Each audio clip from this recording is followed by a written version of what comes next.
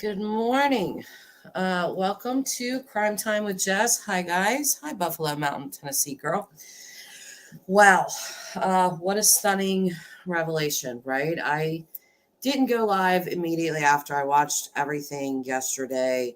I just needed some time to process this because I am completely floored with Bryan Kohberger's background.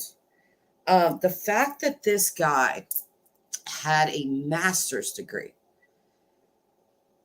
in criminal justice it hits close to home for me because that was my major in college, along with behavioral science. So I keep flashing back to my own time in college. I didn't get my degree though, like him. But I just keep flashing back to my time in college when I was majoring in criminal justice and the psychology classes that I had to take that were my absolute favorite. I love psychology classes. The amount this guy, his bachelor's degree is in psychology. So it's just completely fascinating in the worst way for me to see this. This guy's going down in the books. I'm telling you now, he definitely is.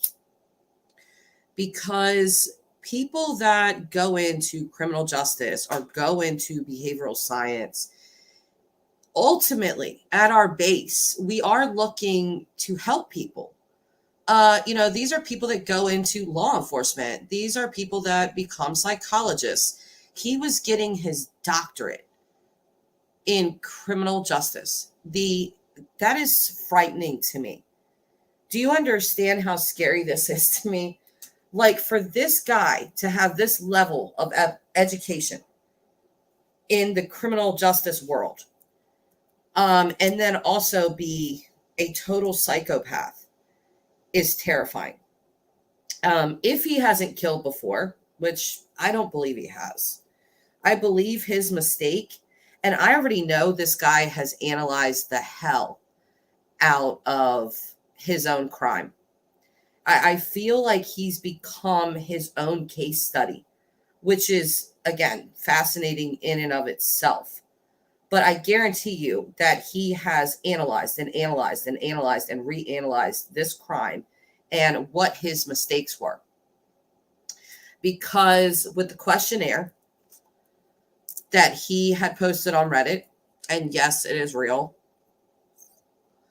that says so much. I cannot get away from that questionnaire. It just, you are looking at a potential serial killer trying to reach out to ex-cons.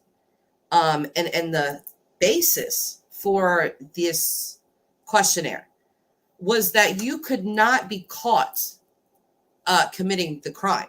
So if you were caught and sentenced, he didn't want you to participate in this little experiment of his. You needed to not be caught. And then he wanted to know all about the crime and how you felt and how you picked your victims and your targets and all of this. That blew me away. I have read it just over and over. Like, this is completely insane. How on earth could you have this much knowledge of humans, of the human brain, to do this? And then there's people that have said, well, did he do this to become a better serial killer? I don't know. I don't know the answer to that. I mean, obviously there was some sort of planning, but I keep going back to his friend Nick McLaughlin, because Nick McLaughlin was in the Daily Mail, take that as you will.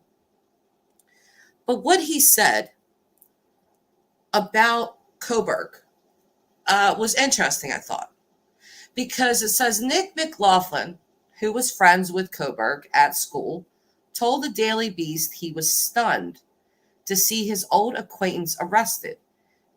McLaughlin said Kohberger was down to earth when he graduated junior year. But at the start of senior year, Kohberger returned thinner than a rail, had turned aggressive, and taken up boxing. Recalling how their friendship soured, McLaughlin added, he always wanted to fight somebody. He was bullying people. We started cutting him off from our friend group because he was 100% a different person. Kohberger said he has no idea what prompted the sudden change. I think they meant McLaughlin there, but they wrote Kohberger. Either way, he notes here that in his junior year, he was down to earth and fine. But at the start of his senior year, thinner than a rail, had turned aggressive and taking up boxing. Somebody did say to me, because I was like, what happened between that junior and senior year for this turnaround to where his friend is saying he was 100% a different person? And somebody pointed out to me, they were like, well, if he took up boxing, did he have concussions? Was he hit in the head a lot? Did he have head injuries? Was this the change? Or is it that, he was getting confident or starting to have thoughts of, what he would eventually come to do, allegedly? Because this is like his little card from DeSales University. It has his name. It has psychology underneath of it. And then we have this favorite memory or quote. And I found what he picked to be interesting. It says favorite memory or quote. It is the mark of an educated mind to be able to entertain a thought without accepting it. Aristotle. It looks to me like Bryan Kohberger did start entertaining those thoughts. So I'm wondering if even back then he had thoughts of things of this nature, but he hadn't acted on them. So therefore he's saying, I'm educated, I'm smart, because I can have these thoughts, but it doesn't mean I'm going to accept them or act upon them. I just found that really interesting.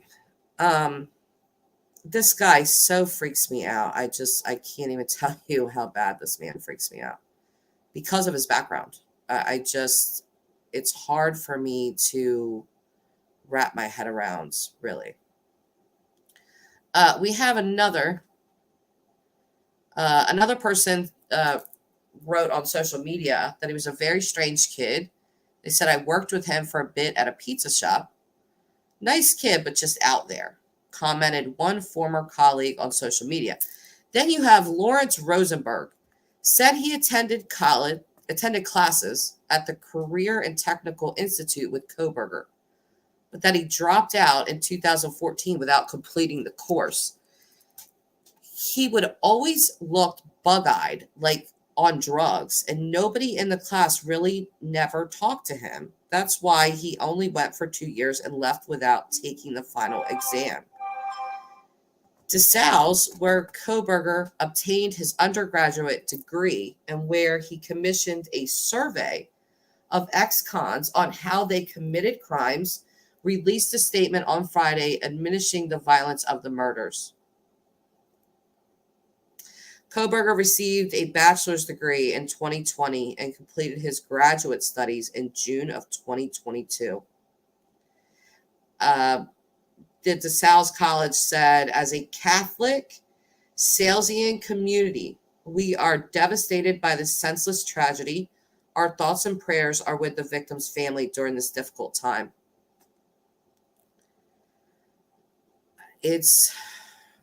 I still feel like I can't wrap my head around this. This is one of his former college professors at DeSales. He said his last name is Julian, so we'll just say Professor Julian, recalled Kohberger had a great interest in forensic psychology and criminal profiling. Imagine that. And said the undergrad indicated he intended to pursue a doctorate in related fields, which was exactly what he was doing. The professor said he lost track of Kohberger after the student left for a PhD program at Washington State University. What this man said after that,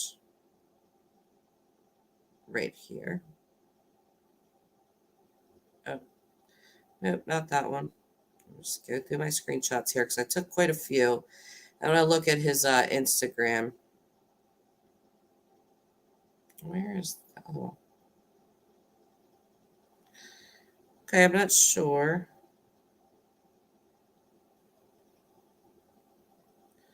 Well, Julian went on to say, because I don't know where that screenshot is. It's not showing for me right now. But he went on to say that Kohberger was a little awkward around other students, but that he was never nasty or mean or anything. That just he was a little awkward and that he liked to work alone. So I see a lot of people asking, like, was there accomplices? Did anyone help him? I don't know the answer to that question. My opinion is no. But there may be. I don't know. We could be wrong because we don't know. Either way, I thought this was interesting because, again, with his psychology backgrounds, with his criminal justice backgrounds, I find it very interesting that he had this to say. Brian Eaton reported this on Twitter. He said, I am told when Idaho quadruple homicide suspect Bryan Christopher Kohberger was in custody, he asked if anyone else was arrested. I'm told he had a quiet, blank stare. I feel like that was him laying the foundation for something. Because he knew that whatever he said was going to make the rounds all over social media. So this automatically cast doubt. Was anybody else arrested? It just cast doubt that he did this alone. Because people are going to be asking. I guarantee you're going to see some YouTube videos that are going to have the title, Did He Do This Alone? Guaranteed. If they're not already out there, they're going to be. I'm pretty sure they probably already are. But I do think that he did this alone. Maybe he told someone. I doubt it. I just doubt it. But we'll see. We'll have to wait and see. But I do think that's him psychologically laying the foundation, planting the seed in other people's minds that I didn't do this alone. So I feel like he's already laying the groundwork for a defense in some way. Like, is he looking to pin this on somebody else or something like that? His DNA was found there. So I want to look at his Instagrams. He's got 2 of them. This is what I would call like his main account, because this is where he's like following the most people, has the most followers. Bryan Kohberger, student. He has a needle and the world emojis next to it. 28 years old, food lover. For those of you that follow Donna Serafina, we all know that she said a lot about bread. And I was looking at the emojis that he had posted. And there's bread. There's pasta, there's pizza, a hot dog, a bowl of noodles, it looks like, and bread. So I just thought that was interesting to throw that in there. But yeah, this is his main account. He followed Kaylee from this account. He followed all 3. He followed Xana. He followed Madison. and he followed Kaylee. On his backup account, which, they call it a burner account, actually. But his burner account is really sus.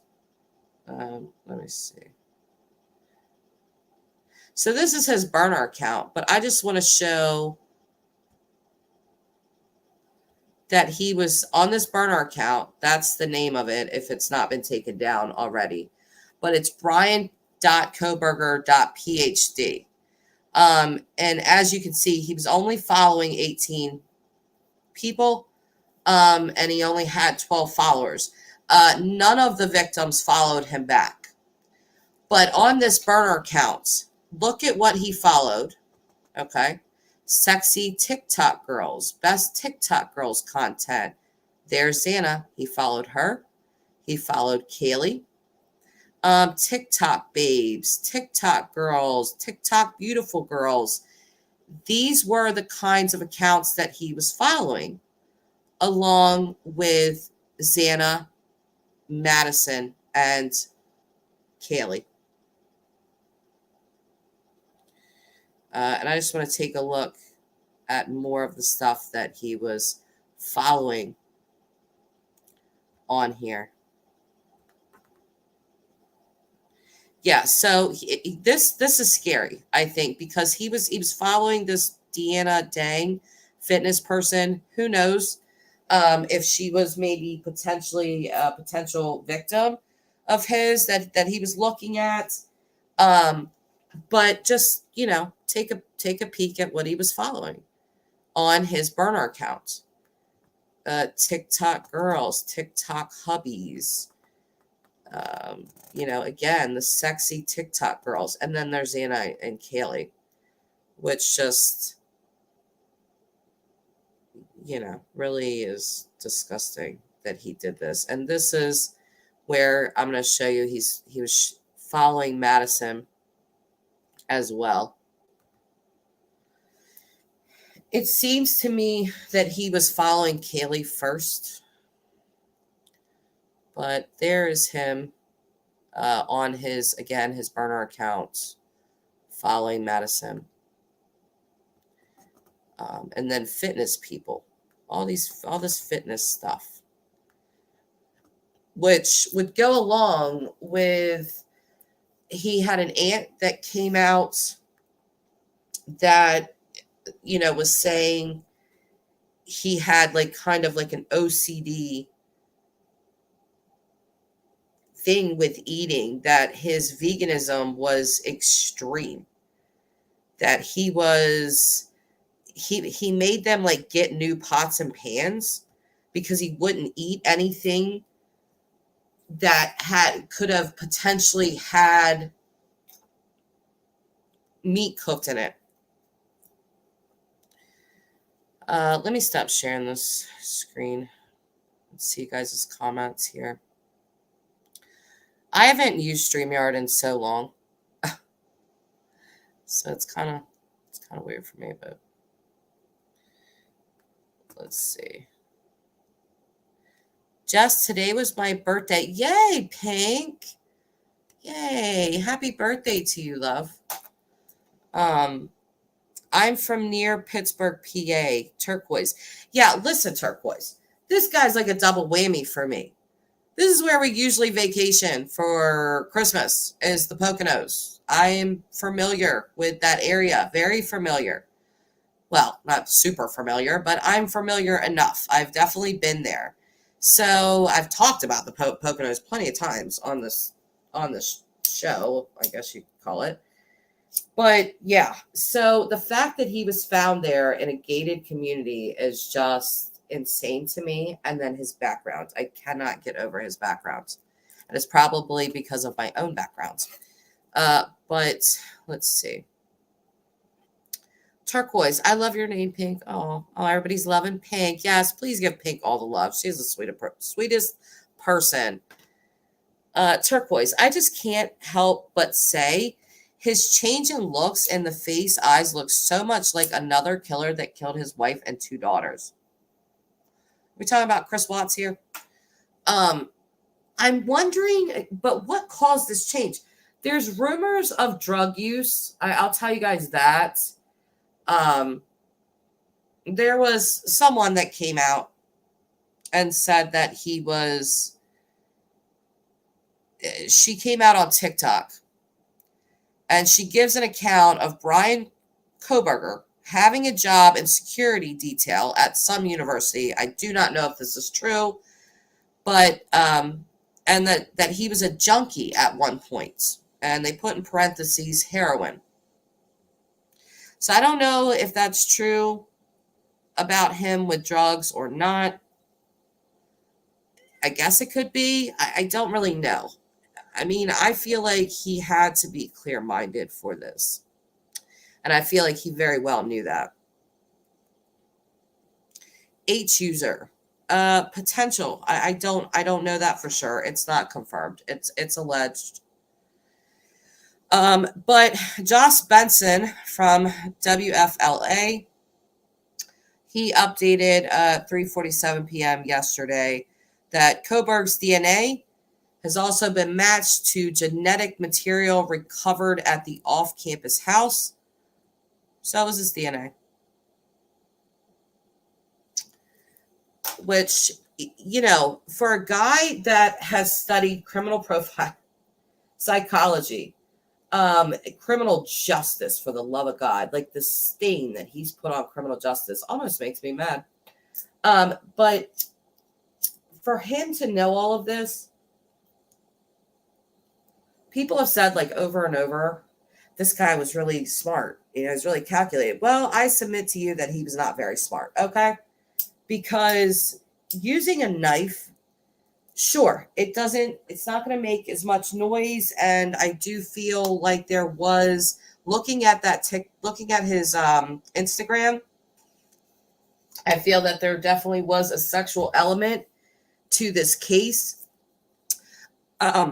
Even if there was no sexual assault, doesn't mean there wasn't a sexual element to it. And I believe there absolutely was. I mean, again, just have a look at what he was following. You know, all of the sexy TikTok girls and then the 3 victims. I mean, it just kind of lays it out of what this guy was and who he was. But yeah, I do think there was a sexual element here, obviously. But it just, sex for him was something different. It wasn't what we all think and know sex to be. So if I'm going to get a little graphic here, I'm sorry, but I am. So if you don't want to hear like graphic stuff, you can check out. But I really strongly feel that the stabbings of these victims was sexual in nature for him in some way. So I'll just leave that there.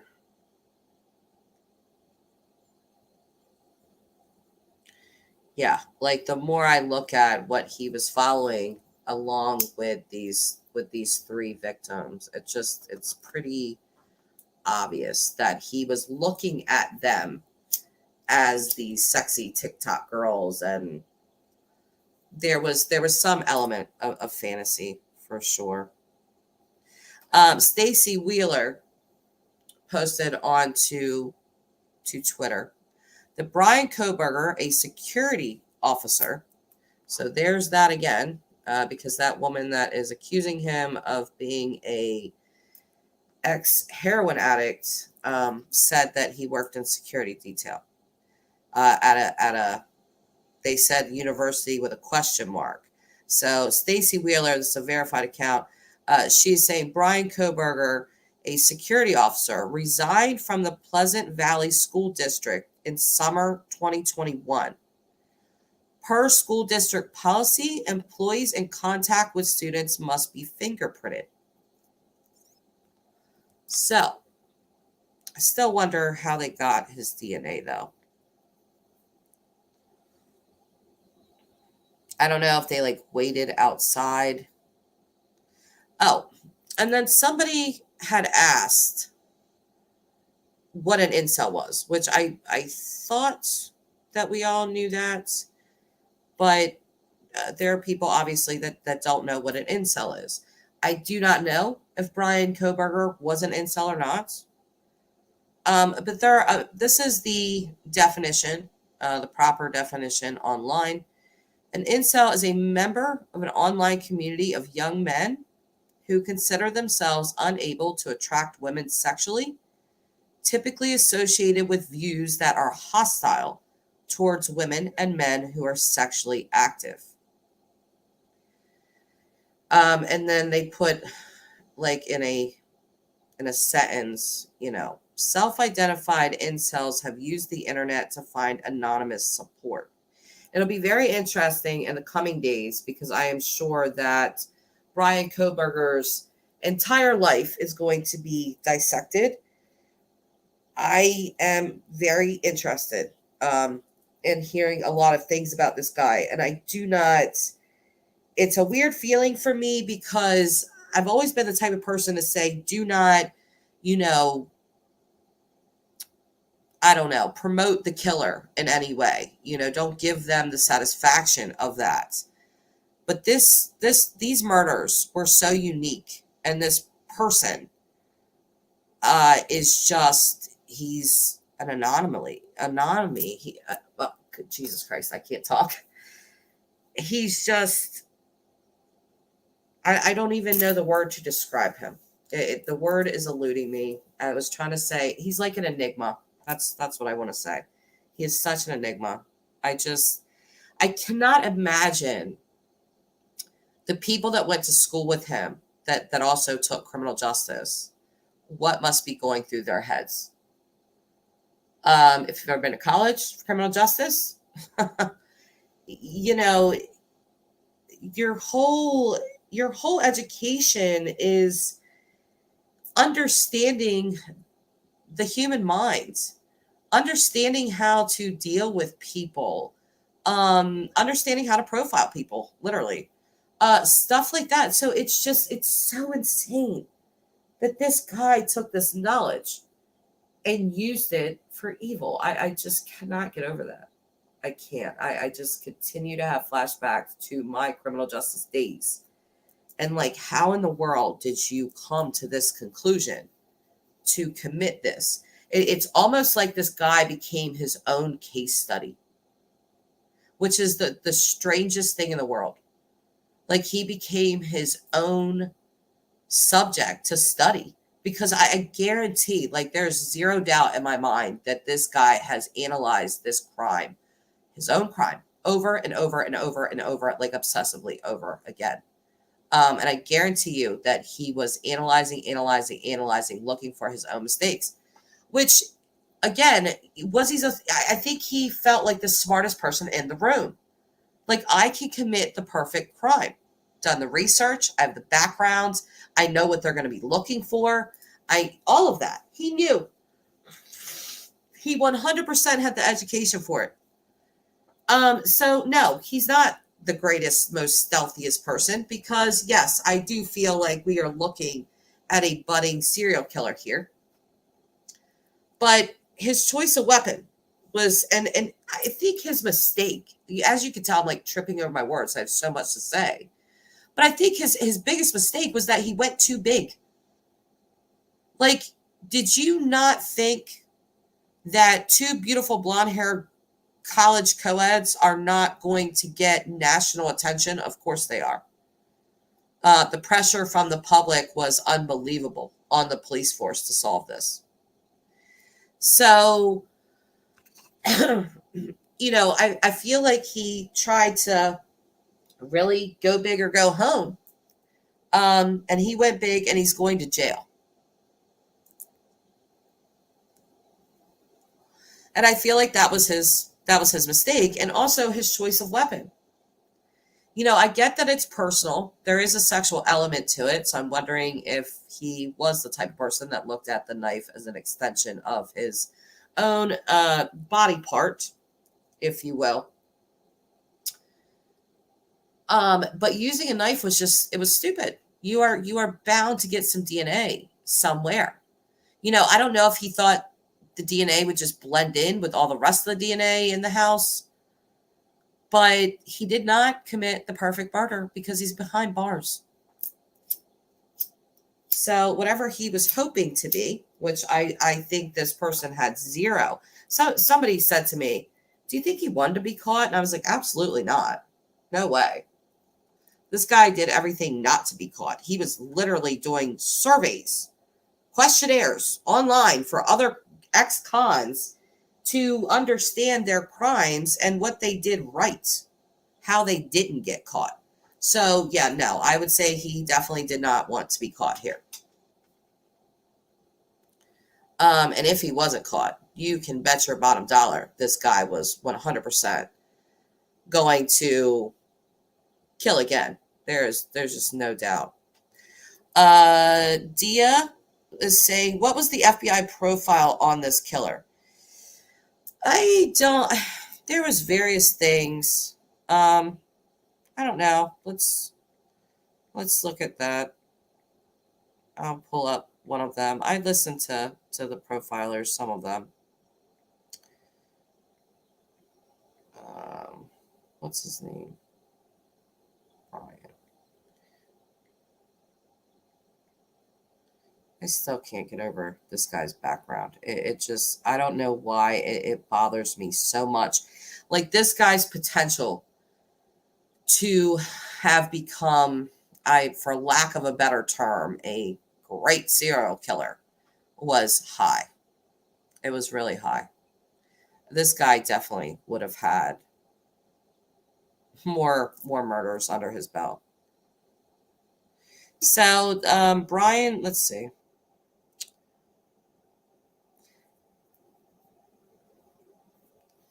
So it says criminal profiler Enzo Yaksik and former FBI agent Jonathan Gillum spoke to the Daily Mail about the background of suspected killer Bryan Kohberger. Kohberger, 28, was arrested early Friday and charged with U of Idaho murders. Profiler believes he was well aware of his dark nature in choosing his field. Bryan is a PhD student in criminology at nearby Washington State University. Bryan Kohberger, who was arrested early Friday, has a master's degree in criminal justice. That's astounding to me. And was pursuing a PhD in criminology at nearby Washington State University at the time of the murders. I suspect that, this is a quote, I suspect that Kohberger was well aware of his dark nature and homicidal ideation and endeavors to discover more about himself through his studies. I'm not going to disagree with that.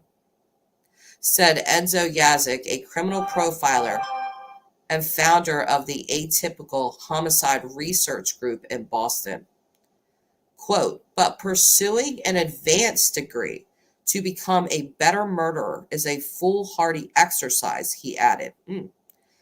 Quote, as nothing more is learned about such tactics and strategies than can be found on a popular podcast or true crime book. Okay, I am definitely going to disagree there.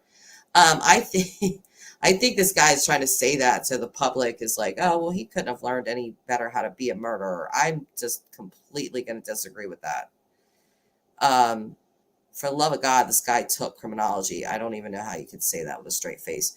Either way, he says, if Kohberger is an aspiring serial murderer, I believe he was, who desired to commit the perfect murder, yes, I agree with that. I do think he was trying to commit the perfect murder. He quickly learned what many have discovered in the modern age. It is far more difficult to get away with serial killing today than when Ted Bundy was active. I will 100% agree with that. Because this does have elements of Bundy. Bundy took some classes. Bundy was literally asking Anne Rule for like tips on kind of how to be a better murderer. So it's just really mind-blowing, guys. Natasha Cooper, help me. I'm stuck. Stuck where? Turquoise is saying, I have a feeling that we will see much more of this stuff as no one talks on phone or in person now, all text. Yeah, I think so too. And I think what this profiler is saying, yeah, is somebody, well, we're gonna have to ignore the trolls. Sorry guys. I'll just block them. So anyway, yeah, I do think that this guy is very much underestimating the technology age, because no matter what you do, I mean, your DNA, this case was so high profile. And I feel like this guy is going to be studied like a lab rat. I mean, he is 100% going to be studied. I'll even predict that in the future, you're going to see future criminal justice students probably writing psychology papers on this guy, which feels like a glorifying of him, but it's not. It's just completely bizarre and terribly fascinating that this person would go this far in these fields of study to commit this crime. And I agree with that profiler that said that he was aware, that he was definitely aware of his dark nature. And I think that really comes out in his little quote that he shared for his old college. I'm going to put that back up on the screen. Oops.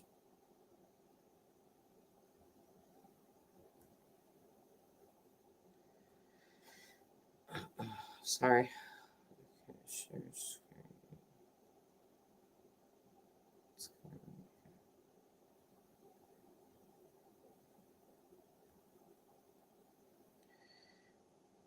Yeah, because I want to look at his little quote again. It's ridiculous, man. Favorite memory or quote? Bryan Kohberger's Psychology. It is the mark of an educated mind to be able to entertain a thought without accepting it. I truly believe that he is speaking to his own, and as that profiler called it, dark nature. That he very much fancied himself as a very smart person. And I think he was aware of his quote unquote dark nature. That he was saying with this quote, that is an Aristotle quote, that even though I have these thoughts, I'm not acting upon them. But he eventually did act upon them, as most people that are like him do. If you guys can just give me a minute, I'm going to run in the house for just a sec, and I'll be right back.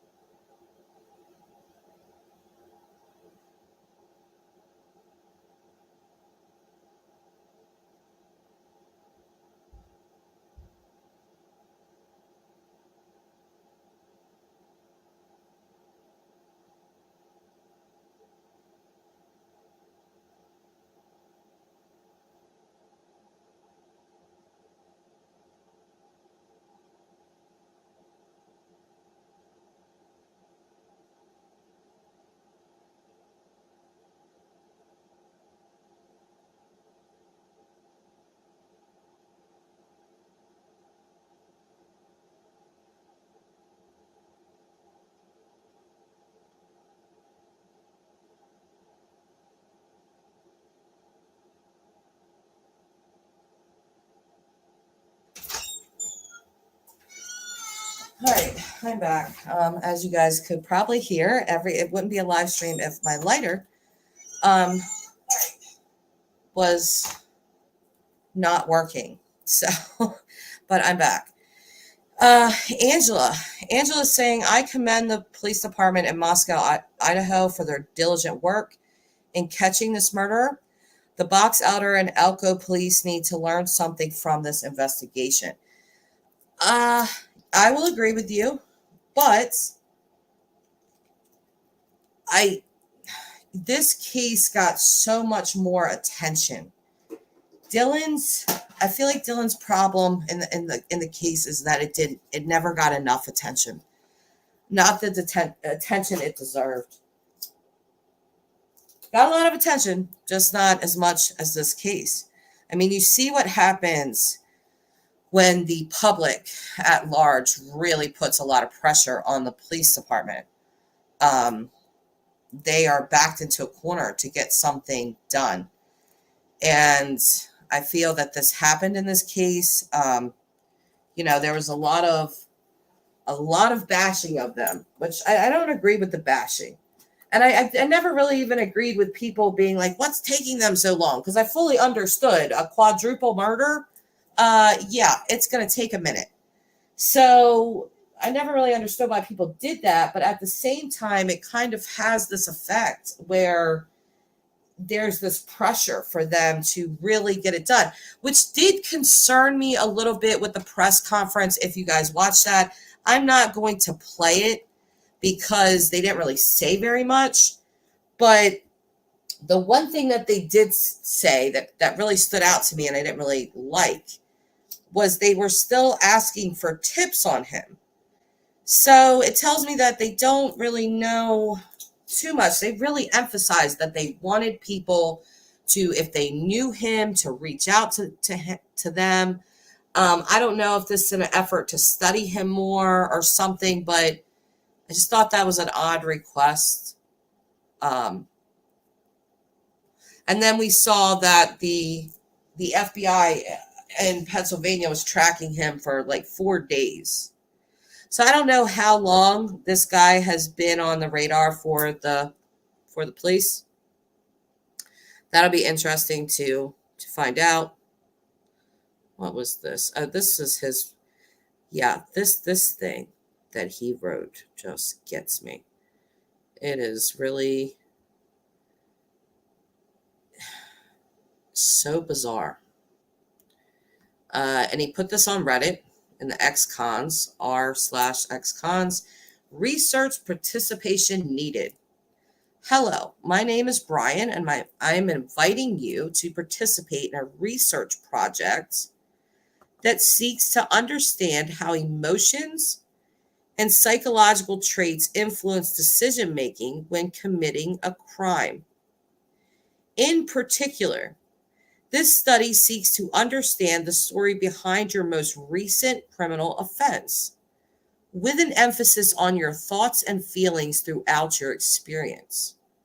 In the event that your most recent offense was not one that led to a conviction, you may still participate. That is a standout sentence for me in this, because again, he's just telling them, you couldn't be convicted to participate in this. If you were not convicted of the crime, then you're allowed to participate in it and tell me all about the crime. Additional surveys are included after the open-ended section as to best understand your unique traits. Your unique traits. So he was really looking for other criminals to share their crimes with him and to pick out, in my opinion, the things that he would take away from them. Like, if one of them did something that he thought was really clever during a crime, he might implement that in the crime that he obviously was planning. This questionnaire was part of his planning. And then he goes on to say, your identity and all answers provided are completely confidential. And the link to this survey is also an anonymous link. This research has been approved by the DeSales University IRB. Now, I wonder about that. I'm wondering if it really was approved by them, or that he just put that on there to, you know, get people to participate or something, make it look like legit. Participants must be 18 years of age and older. If you opt to participate, you may terminate participation at any time and for any reason.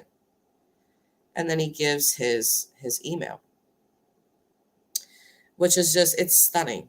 It is absolutely stunning that he did this. Where are some of the questions? I had them as well. The questions are really, really nutty.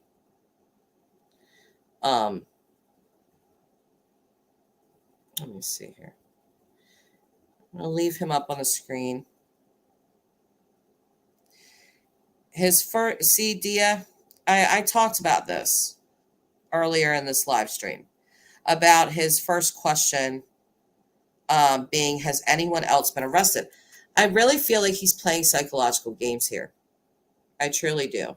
And I'm going to bring that back up on the screen that Brian Eaton posted this on Twitter. And he says, I am told when Idaho quadruple homicide suspect Bryan Christopher Kohberger was in custody, he, quote, asked if anyone else was arrested. I'm told he had a quiet blank stare. I just, I feel like this is him psychologically planting a seed for the public to go on another wild goose hunt for any potential accomplices. If he had them, then he did. The fact is that we don't know. I have seen a couple of names thrown around, but I don't see anybody getting arrested. Okay, so I don't know, because with that questionnaire, I had two thoughts. I had, this guy is trying to plan the perfect murder. He's trying to take away all of the things that these anonymous participants would say to him, take away the good things that he thought they did and implement them in his own perfect crime. And also maybe trying to find someone like him that could become an accomplice. It's maybe, but I doubt it. My opinion is that he probably acted alone. So Turquoise is saying it could be him setting someone up or multiple personalities. Yeah, that's what I'm saying. I just feel like he's planting a seed in the mind of the public that there is others, that he didn't act alone. But there is no proof of that, and we have not seen anyone else be arrested. So if that is true, it remains to be seen. That's all I can really say. I just, again, give my own opinion, which is he did this alone.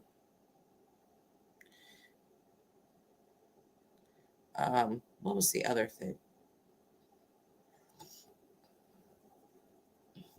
Oh, I thought I had his, hold on. Hi, Tamara. Good morning, love. Let me, I have something else that I wanted to show.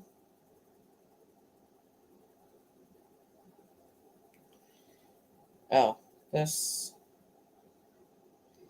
I wanted to show the questions on this questionnaire because they are just so telling. It's crazy. And he, on his burner account, where he followed the 3 girls from and all of those sexy TikTok girls and all this kind of stuff on this burner account. Hold on, let me see. These were some of the questions on the questionnaire. Did you struggle with or fight the victim? How did you travel to and enter the location that the crime occurred? How did you leave the scene? Did you prepare for the crime before leaving your home? Please detail what you were thinking and feeling at this point. After committing the crime, what were you thinking and feeling? What was the first move you made in order to accomplish your goal? It's quite interesting that he's referring to crime as, a goal. And then he says, before making your move, how did you approach the victim or target? Please detail what you were thinking and feeling. I find that very interesting that he called the victim, victim or target. So it just really, his thought process on humans seems to be like they were objects, not people.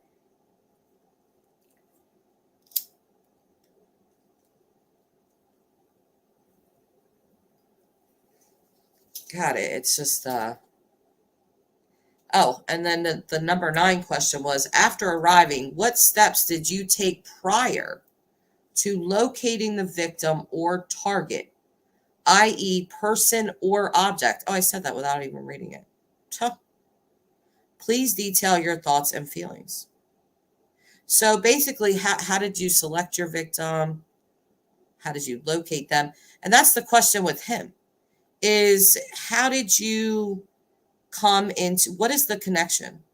How did this guy, I've seen people say that his sister lived next door and all this kind of stuff. Nothing has been verified that I'm aware of. So, this is annoying me. Hold on, sorry. Just trying to open this. Okay. So this is his burner account. This is what the profile looks like. So on his main account, which now I don't know where that is, but on his main account, he has his name and he has that he's a food lover and stuff like that. This is his burner account. This is the one that he was following all 3 girls from. And as you can see, again, he only was following 18 people. Most of them sexy TikTok girls, stuff like that. And then the 3 victims. But what he says here, he writes under his name, criminal lawyer, Washington State University, PhD in criminology, ... soon. And then at the bottom, please fill out my questionnaire on Reddit. How crazy is that? But I actually want to leave that picture of him, because this was his secret account. That this was the secret account. I mean, not that he did it. And see, this is another thing. For all of this guy's knowledge, he did really stupid things, like following all 3 victims from this account, along with a bunch of, sexy TikTok girls, hot TikTok girls, all this kind of stuff. So it's just not very smart, and I don't know, I guess, I don't think he was planning on getting caught at all. Not at all. So I don't know why he didn't take this down. You would think that after the murders, he would have taken down all social media, but he did not. He still had his 2 Instagram accounts up. He wasn't all that hard to find. Just his name with some dots in between it. Psychosis? Nah, I don't know. I feel like he was very, very aware. I don't feel like he was in a psychotic episode at all. I think he knew exactly what he was doing. Turquoise, you're young, and most are, but it reminds me of Looking for Mr. Goodbar in a way. Not exactly, though. I've never heard of that movie, Turquoise. It was gruesome. Angelo is saying he does have the mind of a classic psycho. He absolutely does. He 100% does. Tamara, I sleep for 2 hours and I'm 2 months behind. I know. Listen, this case, this is why I waited, because I was gonna go live for the press conference, but I was like, no, there's gonna all the big channels are gonna be doing that. I'll just watch and collect my thoughts, and then I was gonna go live after. And I was like, no, I still need to collect my thoughts on this guy. And there's going to be stuff pouring in by the hour.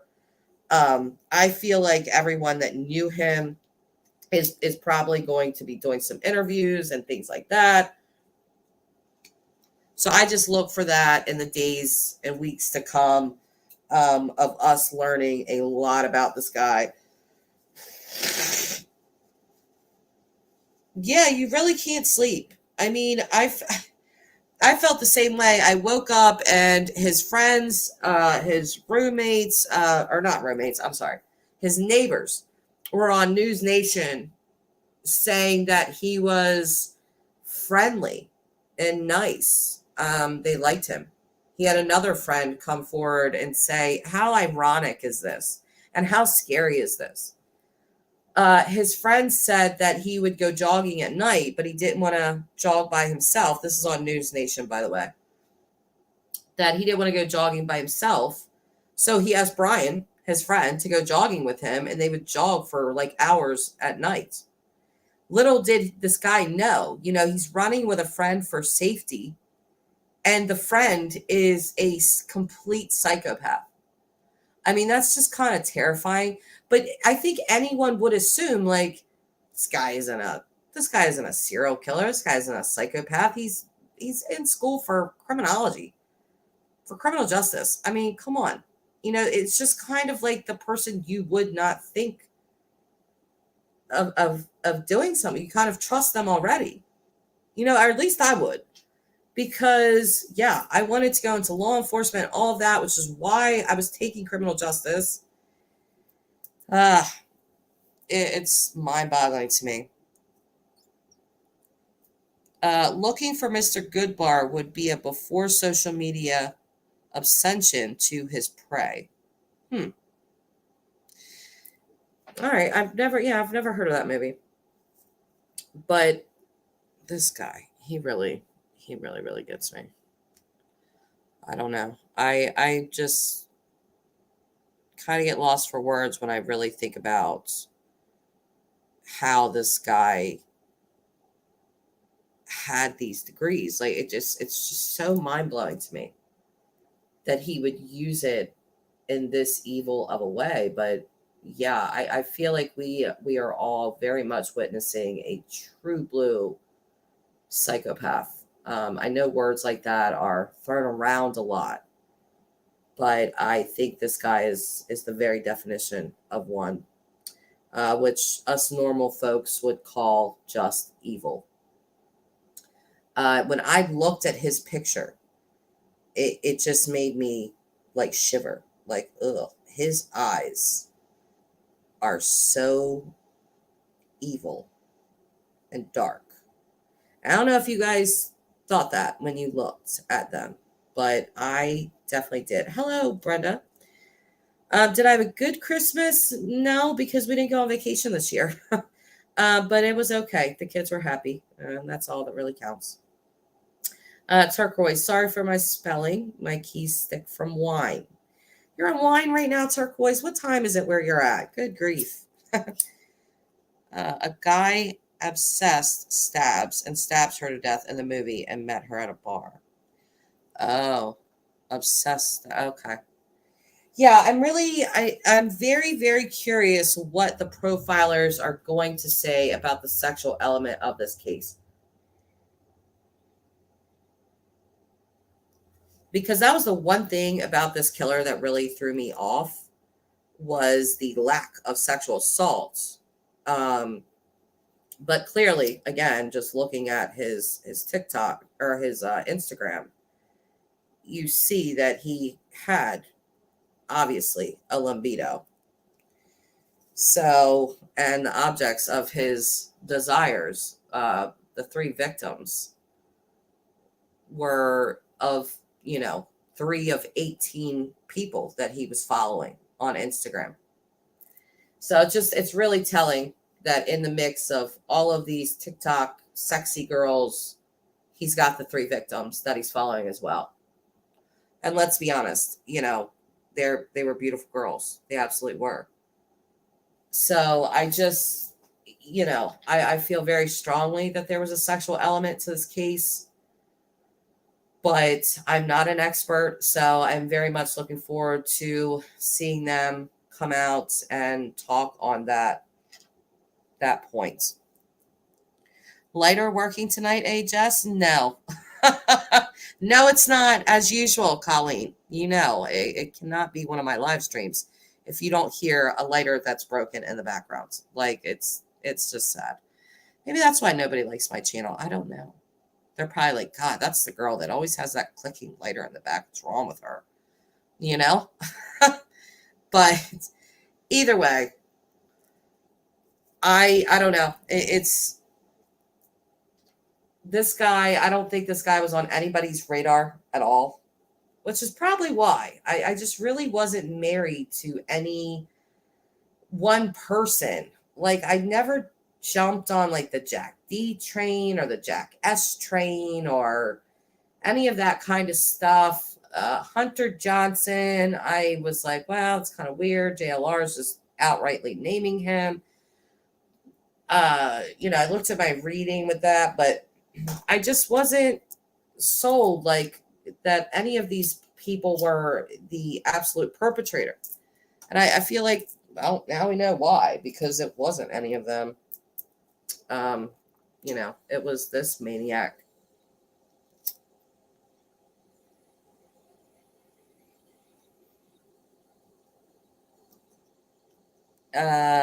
Turquoise. I must say, though, the wine is from a month ago. It don't clean very well.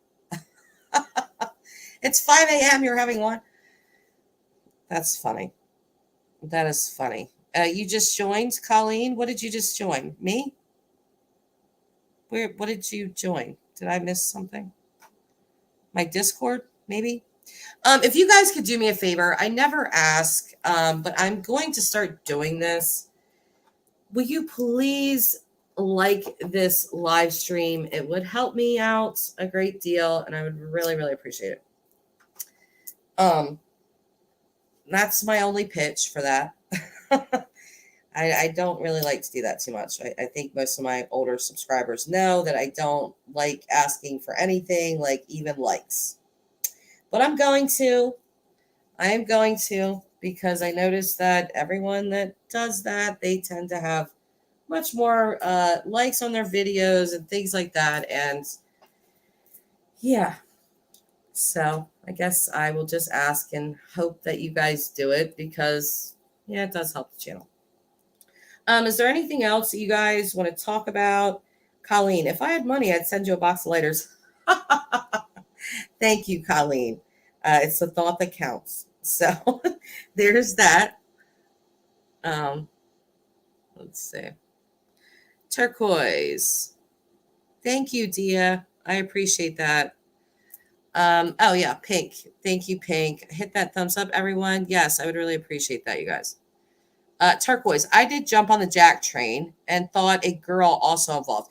Yeah, I entertained a little bit of, was there a female element here because of the non-sexual assault? I did entertain that a little bit. But this case really does just scream male. It just does. So, but I seen on the Survivor channel, the guy thinks if another involved a girl. When I come here, I always hit the thumbs up on the way in. Oh, thank you. Thank you, Colleen. Look, Colleen, see? I'm glad we put out that little reminder to do that. I really appreciate that, guys.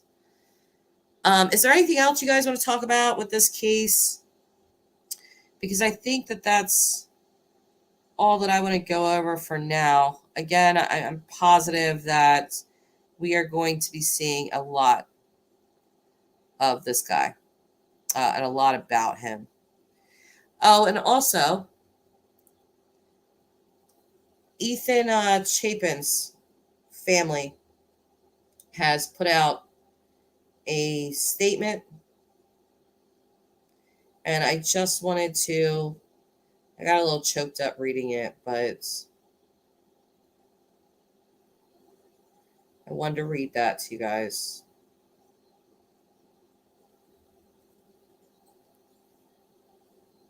I really feel, just really sorry for all of these victims, but it really does look like Ethan was collateral damage.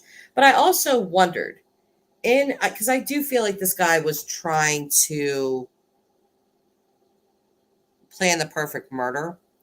So I was wondering if he was okay with a male being there, that it would throw people off and make them sort of entertain the idea of, was there a woman accomplice? There's no sexual assault. It's,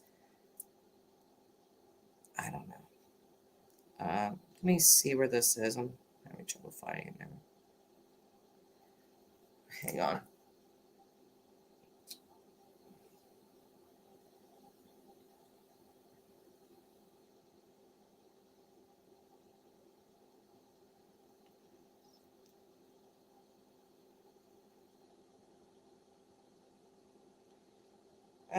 Where is that? I had it. Now I don't have it.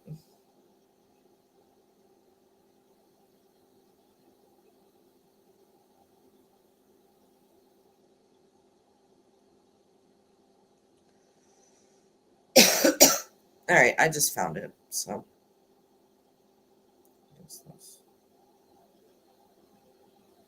it says the family of Ethan Chapin, one of the 4 University of Idaho murder victims, is speaking out after 28-year-old Bryan Kohberger was arrested as a suspect in the case. Quote, "We are relieved this chapter is over because it provides a form of closure.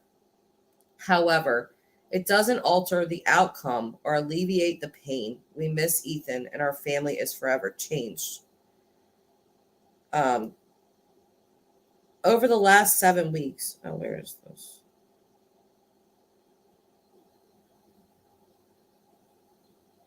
Over the last 7 weeks, we stood by the Moscow Police Department, FBI, and Idaho State Police, confident they would solve this case.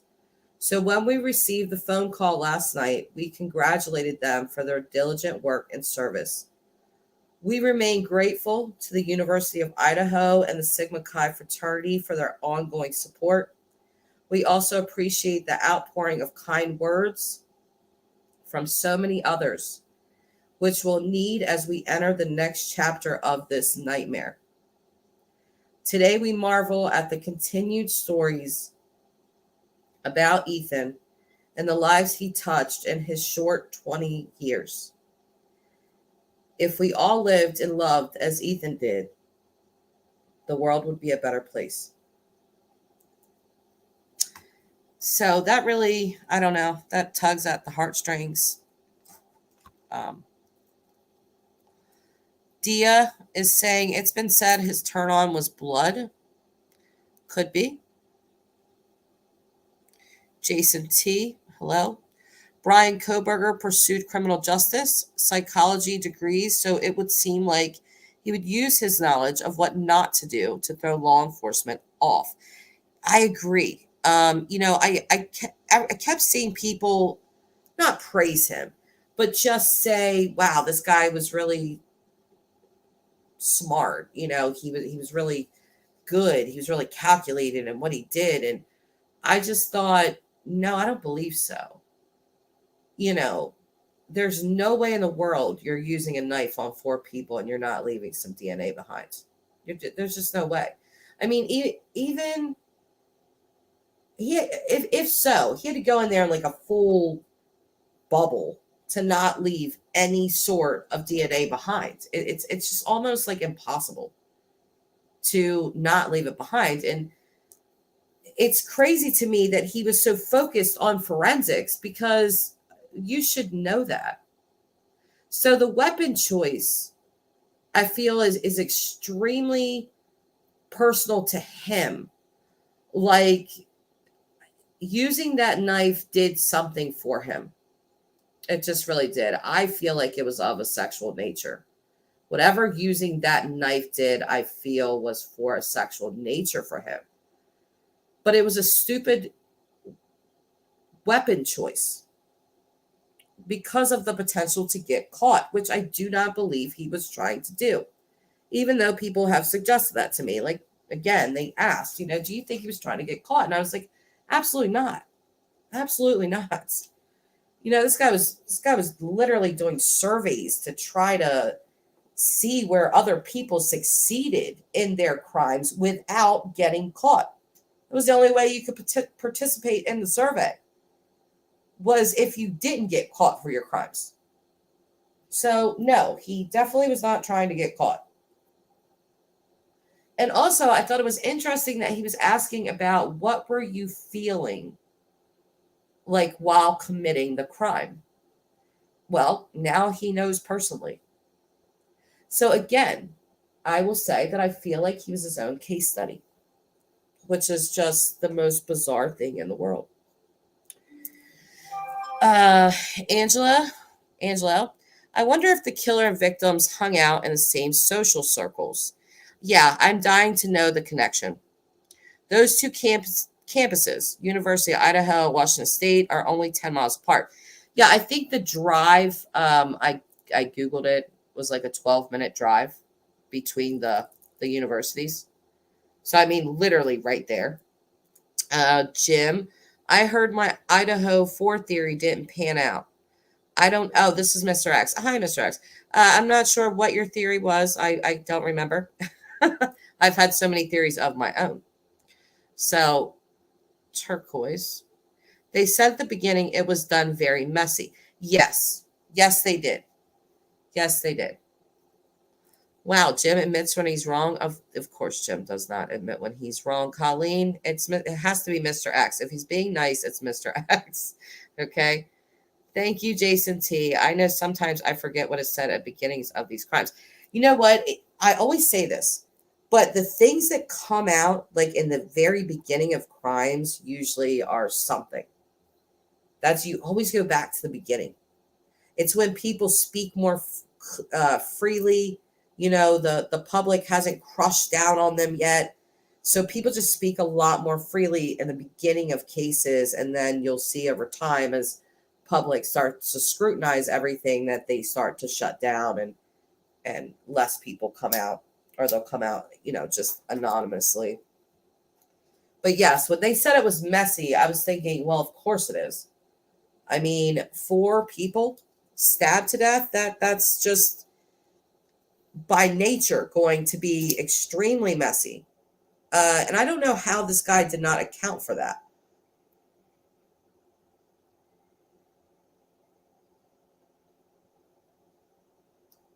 Oh, you heard O.J. Simpson bought a house not too far from campus, but now I am hearing that's not true. I don't think it was O.J., Mr. X. I don't think it was O.J. O.J. Has found out what it's like to kill, in my opinion. If he did it, isn't that what he named his book? If I Did It, and then proceeds to lay out the entire crime, which he can't be tried for again, because it would be double jeopardy. So, which is just crazy. But either way, I don't want to talk about OJ too much here, because we're trying to talk about this case and Bryan Kohberger and the craziness that he is. I'm not going to lie to you guys. I would absolutely love to pick this man's brain apart.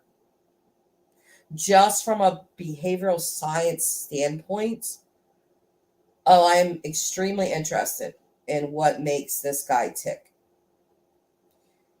Because there may be many people out there that have homicidal thoughts, homicidal ideations, but they do not act on them. He acted in a big way. And it was, like I looked at that crime scene and where people saw, oh God, this guy was so calculating to get in and out of there the way he did. And, I looked at it and thought, this guy is so insanely confident and bold. the risk level of what he did is so high. It's like it's extreme risk taking. Um,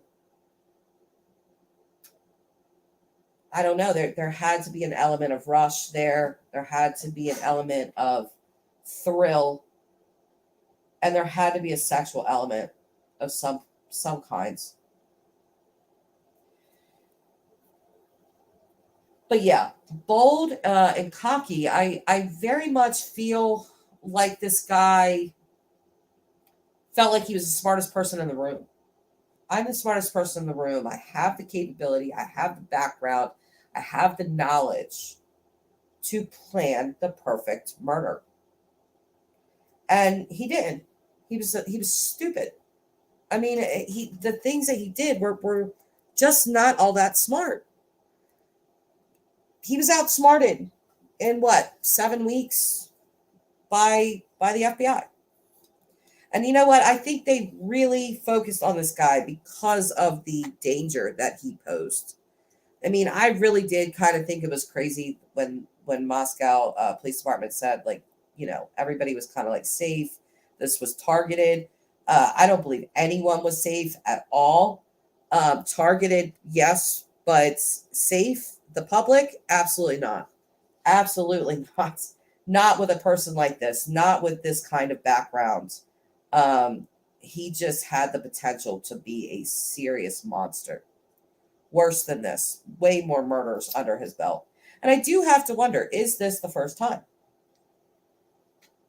I believe it was. I do. I believe this was his first kill, but I don't know. He very well could have started out smaller with just one target, and then maybe felt bold enough to go up to four. I mean, just the amount of people is crazy. And then again, the choice of a knife. Very, very telling about this person. That knife choice speaks volumes because of his. I feel like he chose a knife not just because it would be quieter. A gun's going to be loud, it's going to echo.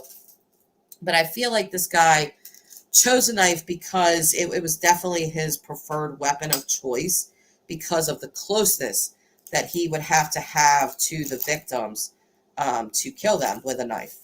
A knife is very, it's up close. It's personal. You're touching the victim. Whereas with a gun, you can stand back and shoot them and never touch them at all. But I think he very much wanted to touch the victims, to be as close to them as possible while taking their lives. That did something for him. Turquoise. I'm watching Looking for Mr. Goodbar. Oh gosh, Turquoise. It was brutal stabbing in the movie. And I'm throwing this keyboard out to the streets. Nicole G., a lot of his choices were so weird to try to commit the perfect murder. Why keep the car too? Yes, the keeping of the car. But I feel like this guy had some grandiosity issues. I truly do. Again, I feel like he was or thought of himself as the smartest person in the room. I can outsmart these people.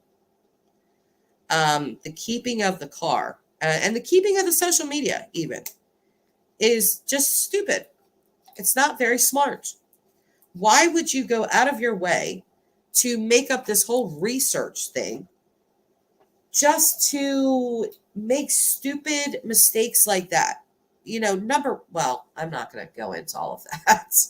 But I was going to say, like, number one, if you're going to do this, you get rid of social media completely. Nothing. You don't want to be on anybody's radar at all.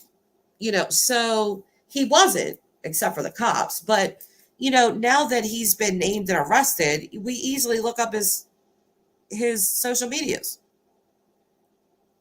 Well, his Instagrams, because I don't think he's on any other platforms unless he's hiding behind burner accounts on those as well. But the only thing I was able to find was Instagrams. And then someone in my Discord group. By the way, if you have not joined my Discord group, please do so.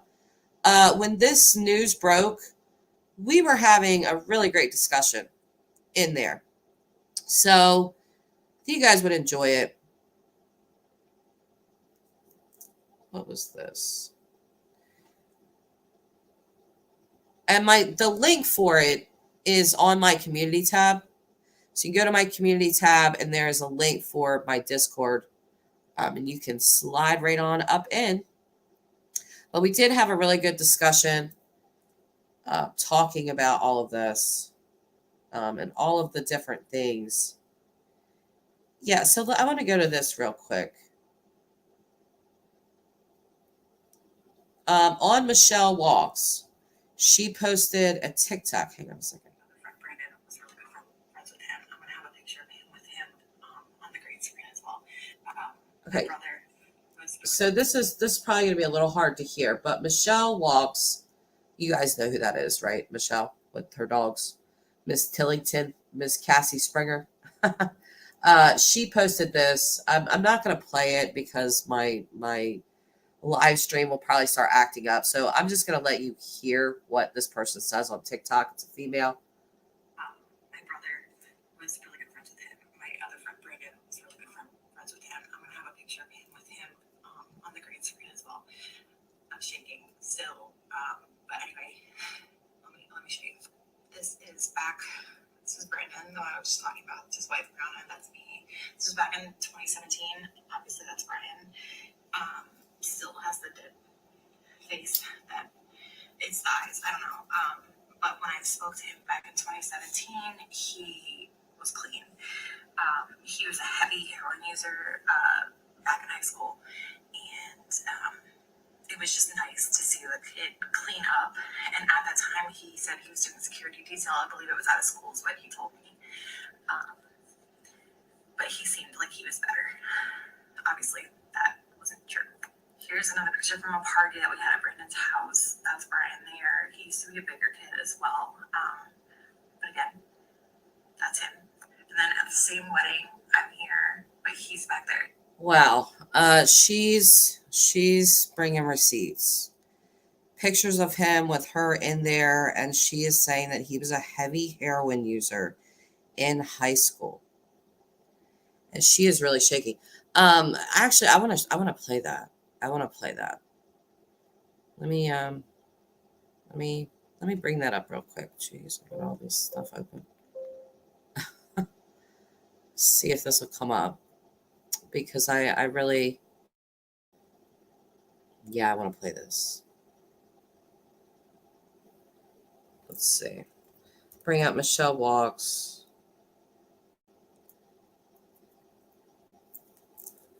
And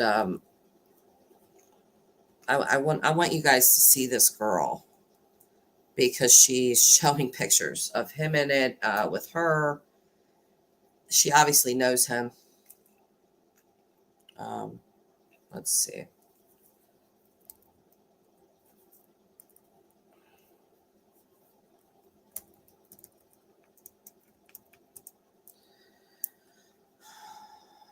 There's Michelle Walks. Hello everyone. Today is the first day of the road to justice for 9-year-old Olivia. Okay. Hang on, I'm gonna share my screen with you guys. My brother was really good friends. So her brother was really good friends with Brian. This is how she's saying that she knows him. So let's see, share the screen here. Entire screen, yes. Okay, and now I'm going to bring up Michelle's video here. Let me just make sure you guys can see that.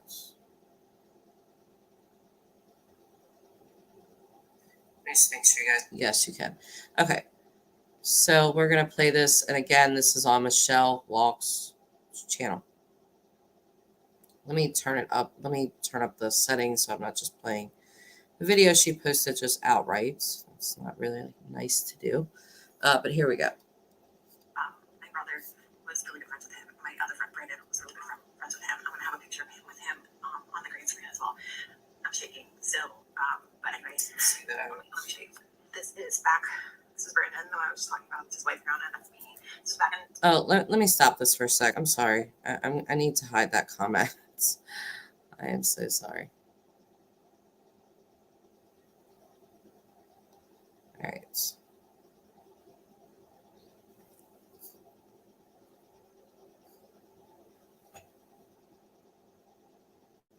2017.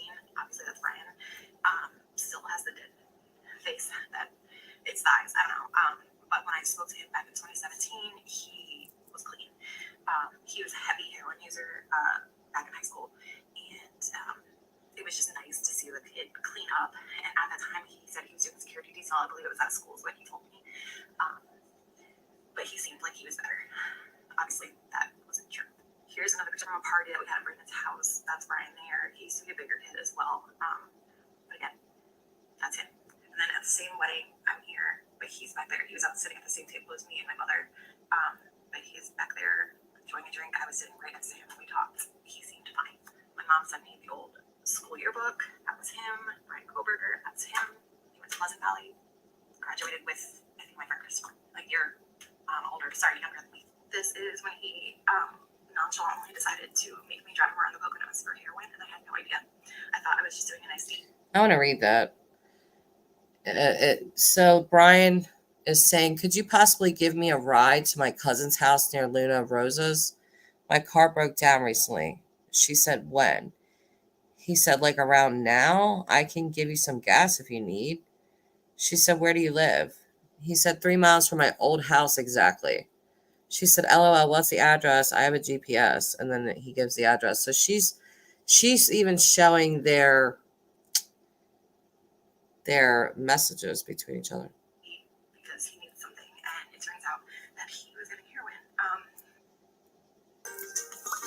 So that's really crazy that she's very much asserting that he was a heroin addict. Oops, let me turn this off. Bad crime stories. I love bad crime stories, by the way. But yeah, I thought that was really, really crazy. So, oh my goodness. Ooh, I accidentally knocked my glass over. Sorry.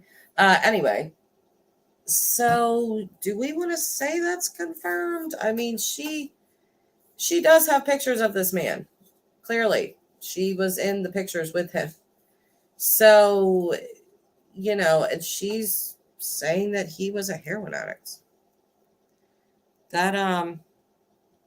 That's very, very interesting. So you have a potential ex-heroin addict who went to school for criminal justice, got a master's degree in criminal justice, bachelor's in psychology, who's going for a doctorate in criminology. Astounding. And then commits a quadruple murder. The psychological makeup of this guy is just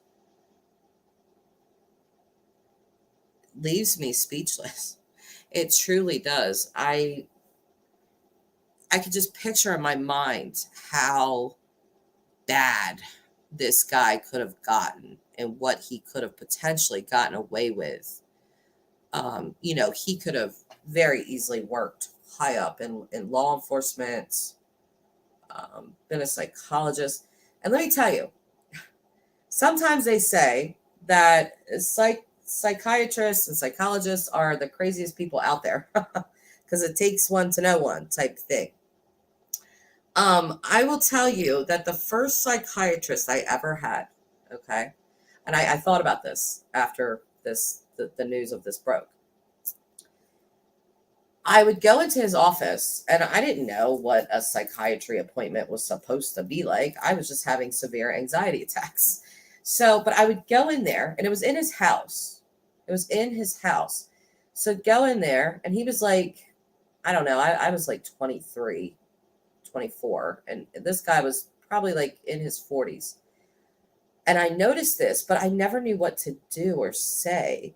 Like, he was good, he got to the root of me with my anxiety and all that kind of stuff. But he would do this very weird thing. Like, as I was talking, he would bite his hand. There were times that I saw him get a tissue and like dab his hand because he had actually drawn blood. What ended up happening with my very first psychiatrist, he held a woman inside of his office. He would not let her out. He was blocking the door. He tackled her. He didn't sexually assault her in any way, but we don't know like what his actual plan for her was. She was screaming. She ended up getting out somehow, but obviously his license were stripped and he was never allowed to practice again. I had to find a new psychiatrist.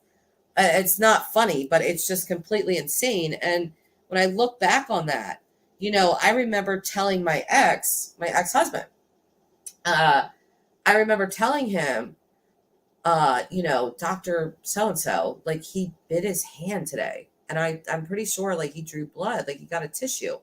And I remember Les being like, what? And sometimes Les would come to my psychiatry appointments with me.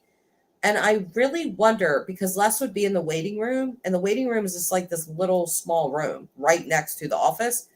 So it ran through my mind of, is that why maybe he didn't try to hold me inside of that office because Les was there? There was no one there when he held this woman inside. Anyway, I'm getting off subject. It's a really weird, crazy thing. So yeah, I don't know if he did drugs or not. I find this element of this killer even more fascinating, which I just want to see somebody write up an entire study of this person, like from top to bottom. There has to be some type of warning sign, some type of something, some type of red flag that people noticed and dismissed. There has to be something there. You don't turn into this guy by chance. And if he was an addict, if that is true, well, that speaks about a lot of things about him. Often addicts suffer from mental illness. They also obviously try to escape pain. They want to feel good. So, and being a heroin addict is extremely risky behavior. The death could be your next high. So this guy, if it's true again that he was an addict and an addict in high school, he's always engaged in really risky behavior, high extreme risk behavior. So let's see. I did do that. Yes, I did go to another therapist. Allie, oh my God, I just came out of a rabbit hole from Tactical Gear Hell. Were you looking at what he possibly wore? I mean, whatever it wasn't good enough from stopping his DNA from becoming involved in that crime scene. Allie. So, but there's no doubt that he definitely planned the best that he could. It wasn't good enough. So, and I do think that, yes, the goal was absolutely to get away with this. I don't think in any way this person wanted to be caught. I was kind of surprised when somebody asked me that because I was like, absolutely not. Every indication is that he did everything possible to avoid capture. And with his aunt, who is not, she was married into the family, so she's not a blood aunt, and I don't believe she's still married to one of his family members, but she was his former aunt. She came out and said that he was Very, very weird with food that he was almost OCD about it. Extreme veganism. So I got a little smile on my face when I thought about him sitting in jail and eating that stuff they call food. That's not even real food. Going from, extreme dietary measures to jail food. Good luck. Good luck to you. Not very smart. But it does speak to his need to control. Profilers will say future active killers will attend crime site field classes to get inside info from the source that is aimed to catch a killer. Yes, this is why it made me angry, Jason, because I took that exact same major, which is criminal justice. So, and again, psychology was my favorite class, hands down my favorite class. Couldn't wait to get into class. The tarnish that this guy is going to put on that. And he's not the first, though. We do have to recognize that he's not the first to do that. Again, Ted Bundy did some stuff. Took some courses. He was asking Ann Rule questions, basically to elude capture. So he's not the first to do it. But it's shocking. It's shocking because I can just tell you from being in those kinds of classes, those exact same classes, that the people there, the people that take up criminal justice, behavioral science, they're intellectuals. Usually they really want to know how people think, why they think what they do. But I will say that at the base, there's some that want to go into law enforcement for power, but most have an ultimate need to help other people. So for this guy to take this kind of knowledge and use it in this way, it's mind-boggling. It really is. Because I remember sitting in my criminal justice classes and I remember, thinking, the perpetrator is always the enemy. This is what you're looking for. This is what to do with them. It was just, it's all that kind of stuff. And so to think that he was thinking from the other side, so to speak, the criminal side, is just so foreign in my brain. Like, how? Why would you do this? Jason, this is why psych evals need to be done before anyone can be cleared to be in such classes. Yes. I don't know. This killer is very unique. I do not think that you are going to see a whole bunch of killers start dedicating years and years of their life to college to commit the perfect crime when this fool, couldn't even last 3 months on the outside. So, but it's really insane, the levels that this guy has gone to. And I really hope that people don't start saying, oh, people that are taking criminal justice are going to be a serial killer or stuff like that. That would really be a shame, because I do not believe that is true. This guy is an enigma. He definitely is. I mean, I'll say as a former criminal justice student that I always had an interest in serial killers, murders, things like from a young age, 12. I never wanted to be them. I always wanted to know the why. Always wanted to know the why. So I would read books about different murders and things like that and try to look for some kind of clues of what made this person get to this point. Which I think a lot of criminal justice students do. We want to know, how did you get here? How did this happen? What led to this? How do we prevent this? Which is why I talk out so much on child SA, because Child SA just screws people up so badly. It's not even funny. They have all kinds of disorders and things like that that can stem from child SA. Not that everyone, that happens to everyone. Fortunately, that doesn't happen to everyone. But it is why I speak out about it so much. Good, bad in most things. Yep, things are nuanced for sure. But I do agree with that girl that made the TikTok video about him, that knew him, that it's the eyes. There's something about his eyes that are just haunting. Somebody did put a side-by-side picture of him and Bundy, and it was eerie. But when I saw his face, because I was seeing it reported that there was an arrest, and then there was no name yet. They hadn't named. And I'm like, say his name. What is his name?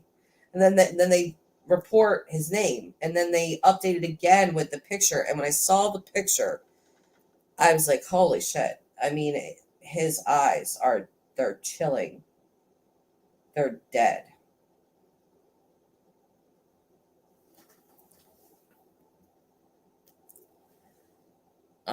That's the heroin use. Yeah, I'm really wondering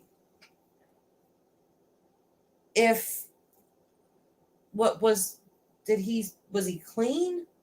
Did he smoke pot? Did he do anything like that? Because that friend that I talked about that spoke out already, the Nicholas, what was his name? Was his name Nicholas? Whatever his name was, his friend spoke out, former friend. And he went on to say that, they had to cut him out of their friend circle because he was 100% different. And that he was also starting to hit on this guy's girlfriend, that he was privately, like messaging her and saying, hey, I can get a bottle, like a bottle of alcohol, and we can hang out. So he's trying to hit on his friend's girlfriend and get drunk with her. So very possible that he's using substances.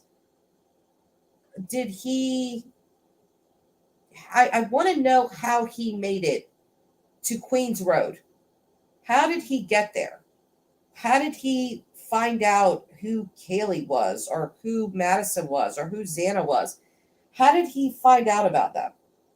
Like, did drugs bring him there? Did he bring drugs with him and come over there? And, did he have a friend at Pullman who was also friends with them? I just want to know what the connection was. I mean, you can't murder people you don't know exist. So obviously he was aware of them. I really believe that he had been in the house before, maybe if only once. But yeah, I just want to know the connection. Was it drugs? Was it a friend? Was it a friend with that when he brought drugs with? What was it? What do you guys think it was? The blank, hollow look in his eye. No boundaries. I agree. Bundy eyes. Maybe meth too then. Yeah, I thought the weird eyes, man. That the eyes just, I don't know. Allie, it's a combo cocktail inside that gets just the right ingredients, proportions, and experiences shaken up at just the right time for it to explode or implode, in my opinion. Yeah, but what do you think about his questionnaire? I mean, that questionnaire alone speaks to premeditation. Maybe he didn't have his targets yet, but he was clearly entertaining some thoughts of this and trying to basically extract from other criminals what they did right. How did you not get caught? What was your crime? Tell me how you felt while committing it, and how did you not get caught? That's what he wanted to know. So I don't know if this was just the perfect opportunity because he was following them on Instagram, still is. Unless Instagram takes down his profiles, which they haven't yet. And I don't think they're going to, because he didn't post anything. He never posted anything on either one of his Instagrams, but he was just following them on his Instagrams. Both of them. So now this reeks of premeditation. He had to have long-term thoughts of homicide. Maybe exactly what he was going to do came together over the span of years, potentially, but no, this wasn't something that just popped up. And I do believe that they were the targets. He was obviously following them. I do find it interesting with Kaylee saying that she had a stalker, because he does appear to follow her first on both of those accounts. So again, I just wonder, how did he find out who Kaylee Gonzalez is, or Maddie Mogan, or Xana Kernodle? How did he find out who these people were and what led him to that house? Again, you can't murder people you don't know exist. Hey, did any of the 4 reply to that questionnaire? I do not know, Colleen, because it was anonymous and all of that, so I don't know. What are you saying, Allie? How do we know he wrote that questionnaire? Well, because on his burner account that he was following all 3 victims and all these sexy TikTok girls, he writes in the bio, please fill out my questionnaire on Reddit. So that's why people went looking for it, and they found it, and it's there. So, and the questions they're extraordinary. They really are. You are really getting a look inside of the mind of a killer, in real time. And it's just astounding. Dia is saying, I think we will find out the connections to them. That's why law enforcement is asking what anyone knows about him. Yeah, I find that weird that they don't know the connection, because I don't feel like, obviously, they don't have all the pieces of the puzzle. I think they have the main story, but they don't have all the details. And I do definitely think those details are going to be provided. I mean, just as fast as people have already come out to the media, talking about him, how, they were friends with him, why they stopped being friends with him. This girl coming out saying he was I think the police are going to get their answers. I think the whoever led him there, or however he got there, I think we're going to find that out for sure. So I can't wait to see the affidavit. I do think that the police chief said that it's going to be maybe a week or 2 before we get to see that, which kind of sucks, because that's going to lay out more of what they knew, why they arrested him and stuff. So that's going to be interesting to read. I will definitely be waiting on that. Tamara, that questionnaire seemed as foreplay to me. Yeah, it was really strange. Yes, it is, Jason. Pullman is only about 12 to 15 minutes. It's very close. The University of Idaho and Washington State University are like on top of each other. They are very close. And I have read reports that the white Elantra was towed away from the house. I will say that Chris McDonough is saying that it was a Kia Forte. But in news reports, it's saying white Elantra was towed from the front of the house, his parents' house, which, again, he was in a gated community. That makes me think a little bit of my tarot read, because I just kept seeing money Like, these people have money. If you're living in the Poconos in a gated community, you got some money, okay? Just saying. Nicole, maybe he was hoping the survey would help this urge he was having, because I keep thinking about the other day and your reading saying he felt like he needed to do this to get on with his life. Yes, I did. I kept getting that in that reading of him feeling like, oh, I'm going to do this, and I'm going to start anew. I'm going to start anew, like everything. Yeah.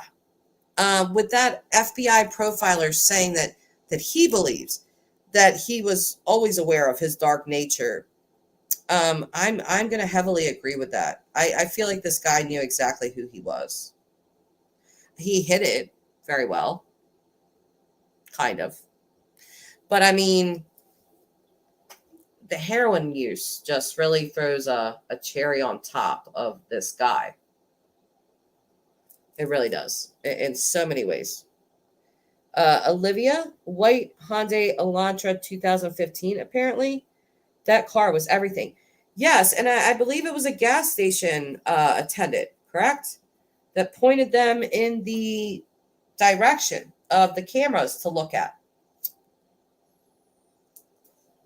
So, he really did underestimate the error that we're living in. I'm going to agree with that FBI profiler that I was talking about earlier, when he said, he just underestimated that with the technology, and as far as we've come with technology and things like that, it's much harder to operate like a Ted Bundy and get away with it because of the era that we live in. There's cameras everywhere. There's forensics. Our forensics have come a long way, stuff like that. And that's really what nailed him.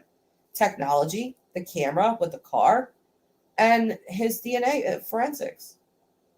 And again, it's just mind-boggling to me that the criminal profiling and forensics was his two big interests.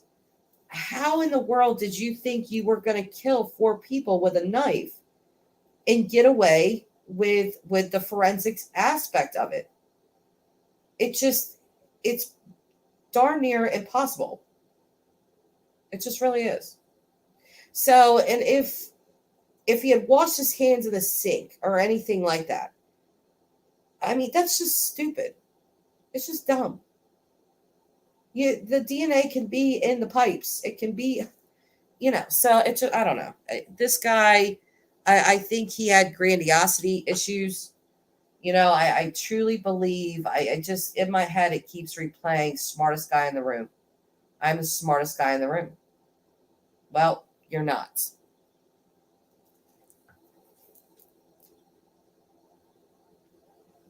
Yeah, I do fully agree that he was very aware of who he was. You don't commit a murder of this magnitude and not have had prior thoughts of it, or thoughts of doing something very heinous. So I do believe that he knew exactly who he was. Monster. Wolf in sheep's clothing. And looking at the guy, yes, his eyes are creepy as hell. But I would just think that he would probably get a pass from most people, because they would look at him and say, he looks a little creepy. But, he's a criminal justice. He's a master's in this. Like, this is a person that, wants to go into law enforcement in some way or something like that. He's probably a good person or something. I think a lot of people probably dismissed it, like, oh, I'm having these weird vibes from this guy, but it's just me. I'm just being paranoid. I think there was probably a lot of stuff like that. Like, they knew he was a little off, but he hadn't actually done anything terrible, except for his ex-friend, Mr. McLaughlin. What was his name? Nicholas, I think. Nicholas McLaughlin, who cut him off as a friend. Because he said, and this was recent, this was this year. because he said he was 100% not the same person from his junior year to his senior year. He had completely changed to where his friend group cut him off, which is interesting because, junior year to senior year, he's about to graduate and have his master's. Did he become, because his friend said that he became aggressive and was always wanting to fight everyone? He had taken up boxing. Was he starting to physically prepare for murder? Was he trying to fight his friends and, to see how it would go, how physical confrontation would go? Because he killed them with a knife. He killed them up close and personal. And we know that a couple of them had defensive wounds. So they fought back. Confrontation. I think a lot of things this guy did was gearing up for this moment for him. I really do. Tamara, in my opinion, he got carried away acting out his dark thoughts and forgot about DNA. Yeah, it really does make you think to yourself, like, did the sexual element, and again, I feel there's a very strong sexual element here, did it outweigh what he knew logically? Like a frenzy, almost. I feel like that. Olivia, this makes me think even more that he entered that scene in like a full disposable hazmat suit. Well, he didn't, because his DNA is been matched to the scene. So he got DNA somewhere. He was studying, gathering intel via his surveys. Yep. He was physically preparing and training for this. He wanted to commit the perfect crime. Yes, I agree. This is my theory with this killer. We'll see, but I do feel this guy was preparing for some time. I wonder when Kaylee and Maddie and Xana became his targets. Because I feel like he knew he was going to do this for quite a while. Months, or again, maybe even dark thoughts starting years ago, but not developing into this stage until later. But I wonder when the victims became his targets and he knew it's going to be them.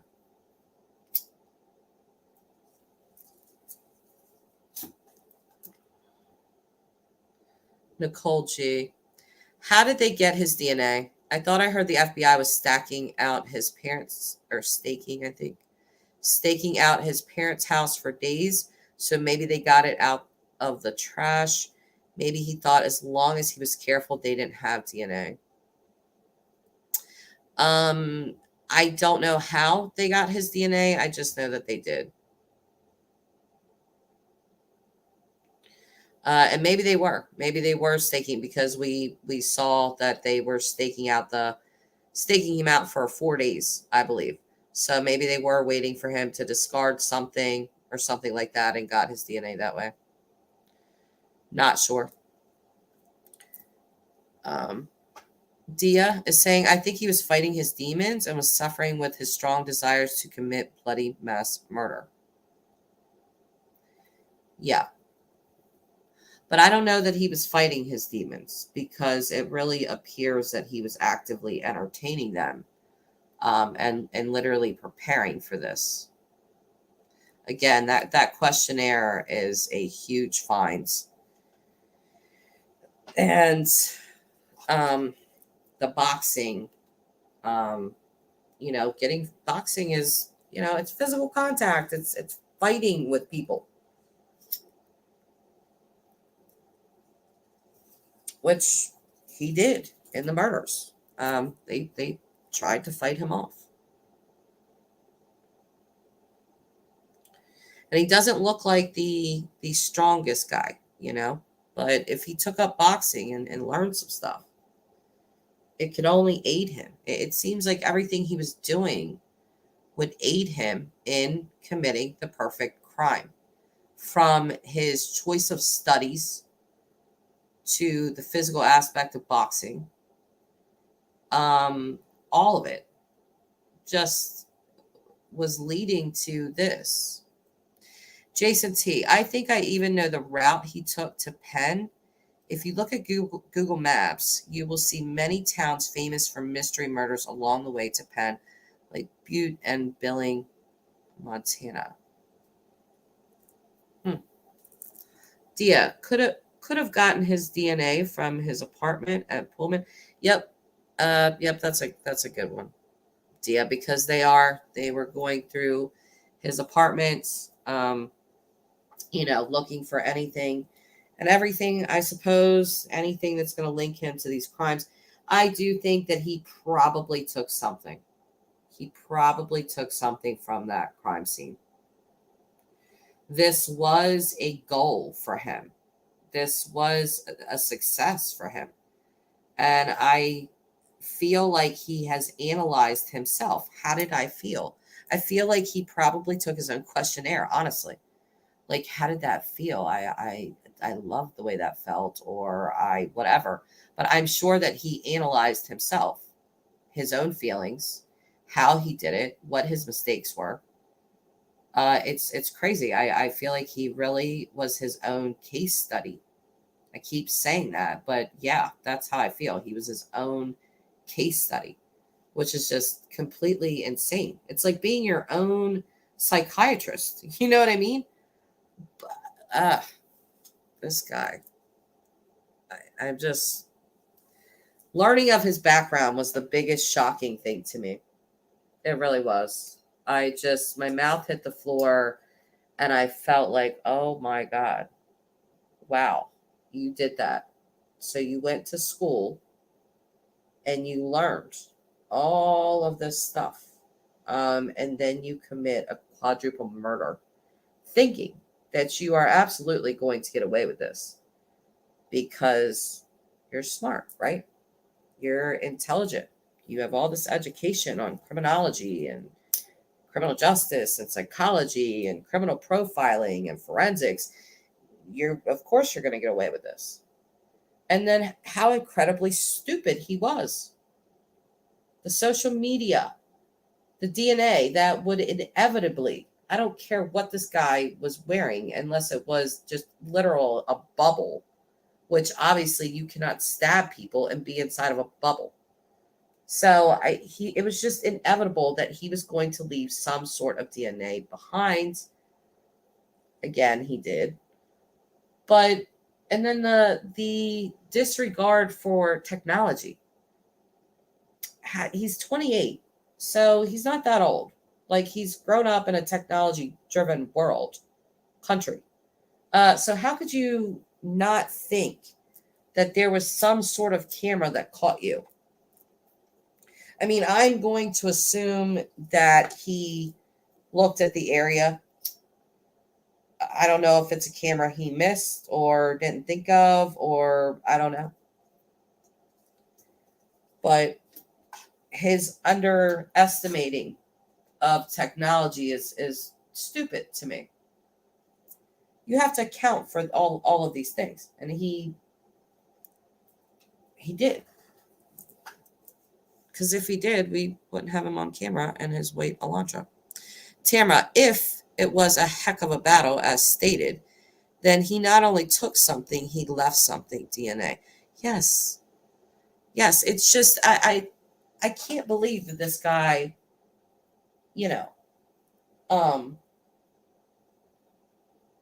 wanted to specialize in forensics and didn't think that that was going to happen.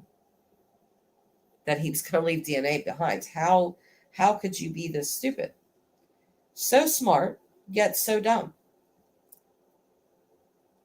But insanely bold. Insanely bold. Just the level of desire for extremely risky behavior is through the roof with this person, which really, again, just a true blue psychopath, seeing if he would feel something from these murders. I don't know if he did, but I feel like he loves the analyzing of it. I feel like he enjoys that. I really do. I don't know why, but that's whatever. Um, I don't know what else to say here, guys.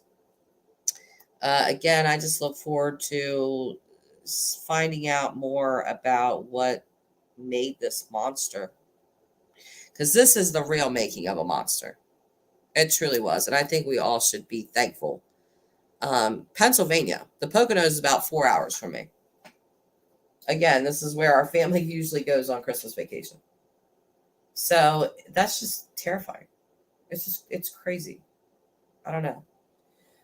Olivia Nile, I suspect he changed drug addictions from heroin previously, which perhaps successfully nursed his demons and kept him at bay, to some upper like meth, Adderall, speed, which set him loose. Or murder.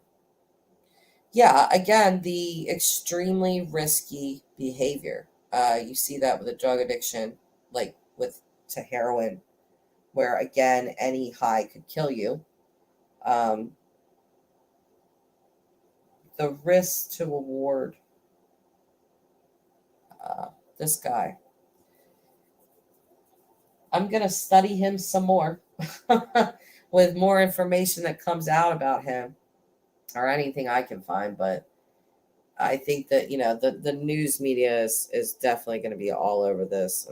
And they are. And I'm glad, because I would love to get to the crux of this person, of how he became what he became. The drug addiction in high school speaks volumes. Most kids in high school will experiment around with alcohol, pot, maybe some pills. They usually don't develop severe heroin addictions in high school. So that's telling in and of itself.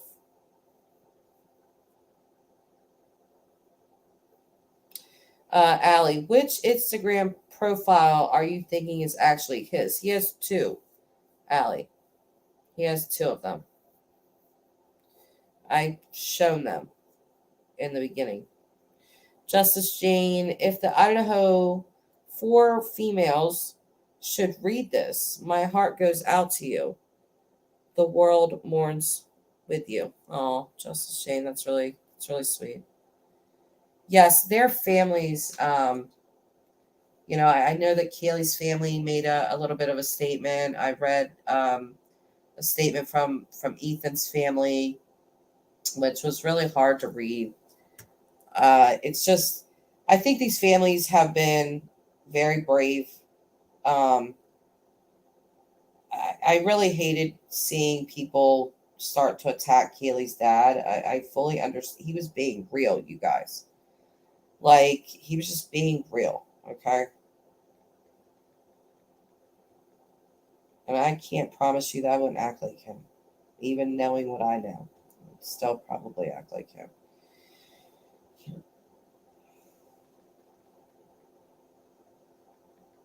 I want to see Kaylee's family's statement.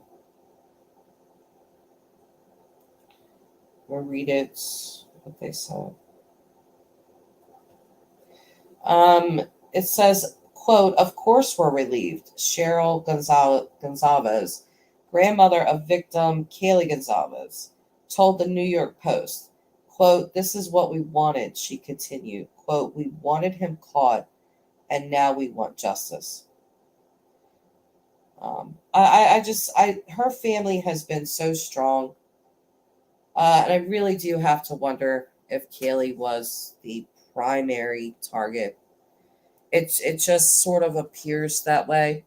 I know I was reading an article that was saying that there were weird markings put onto one of the victims' bodies post-mortem. So if that is true, he had to stay in the room with a couple of the victims, and the only victims that we know that they were both in a room together were Kaylee and Maddie. But he had to stay in the room with them and do something, cut them some sort of way. Because they said there was like unusual cuttings and things like that. So, I don't know what those markings were, but I feel like it was probably Kaylee. Because he seemed to be obsessed with the TikTok girls and the hot TikTok girls, quote unquote, hot TikTok girls. And that's exactly, Kaylee looked like the epitome of that. She was a bombshell. She truly was. She was beautiful. And I feel like the fixation or the possible obsession was with her. And then you have her, saying before her death that she was being stalked. And I think her family did acknowledge that she had said that. So I just wonder how much she knew about this person, or any of them knew about this person. What do you guys think about him being in the house prior? Or do you think that he just looked at the layout from like Zillow or something? Because I feel like he was there. Do you think this was purely, I don't think this was purely online that he saw them somehow. Like, he had to be there prior, I would think.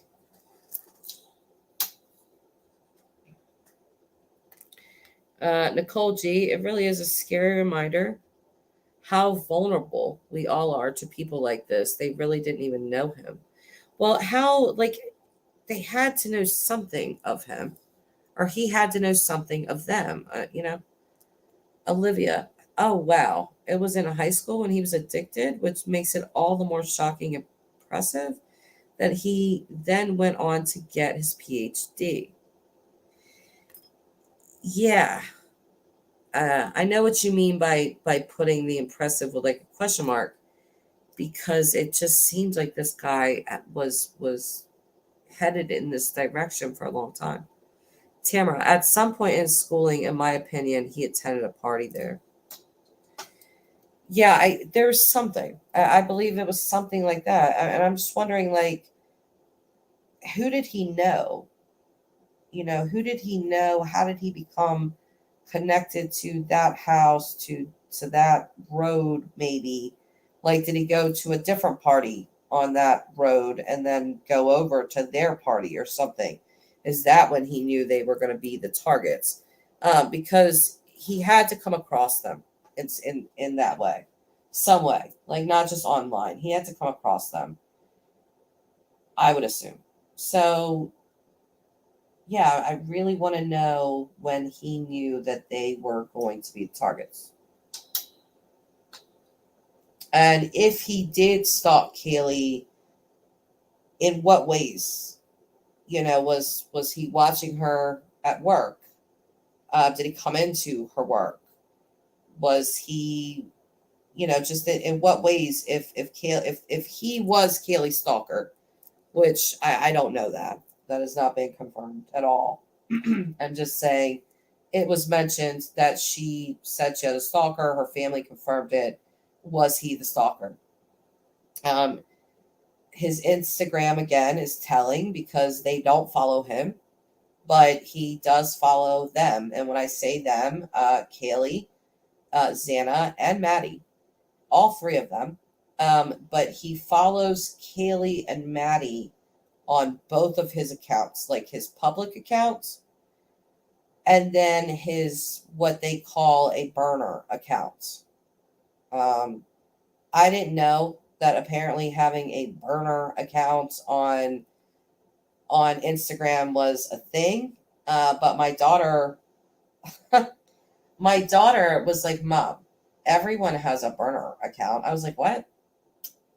Like, what do you mean? And she was like, you don't know anything. Like, she just kind of was annoyed with me that I wasn't aware that everybody is a sneaky link on Instagram.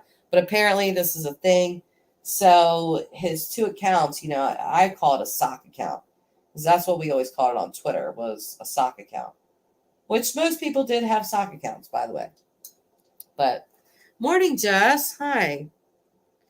Olivia, does he have any siblings? Yes, I believe he has two older sisters, Olivia. One of them, they're reporting that I think she's a therapist. Even more interesting. Like, was this family just, what was it? The family dynamics are going to be really telling as well. Because you have two kids going into like psychology and therapy and stuff like that. And remember my story earlier about my own psychiatrist. But yeah, I just wonder what the family dynamics were like for inside of his family home. And it's not to, pick his, run his family into the ground. But, just as a side note, in case you guys missed it, Miss Roberta Laundrie, Brian Laundrie's mother, I don't know if you guys recall, but there was a note found by her that she had written to Brian, and she told him to burn it, which he did not. But they have deciphered what that letter said.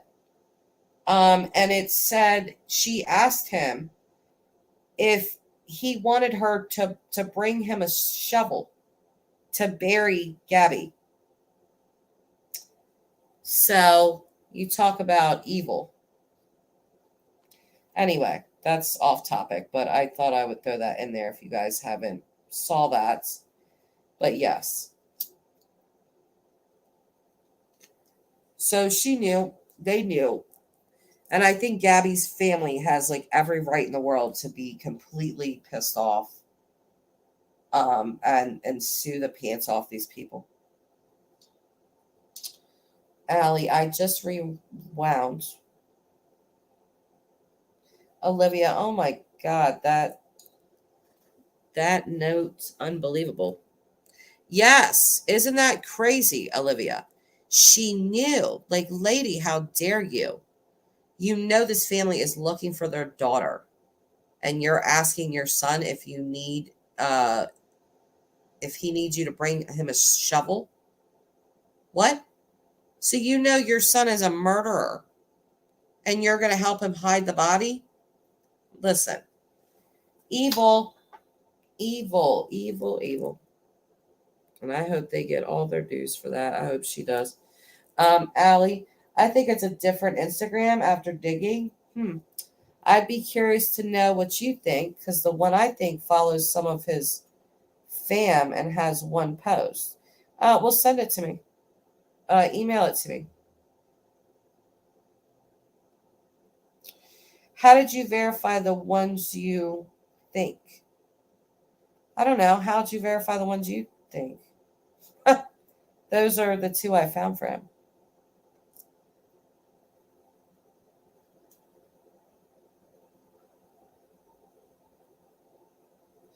I want to see the one that you are looking at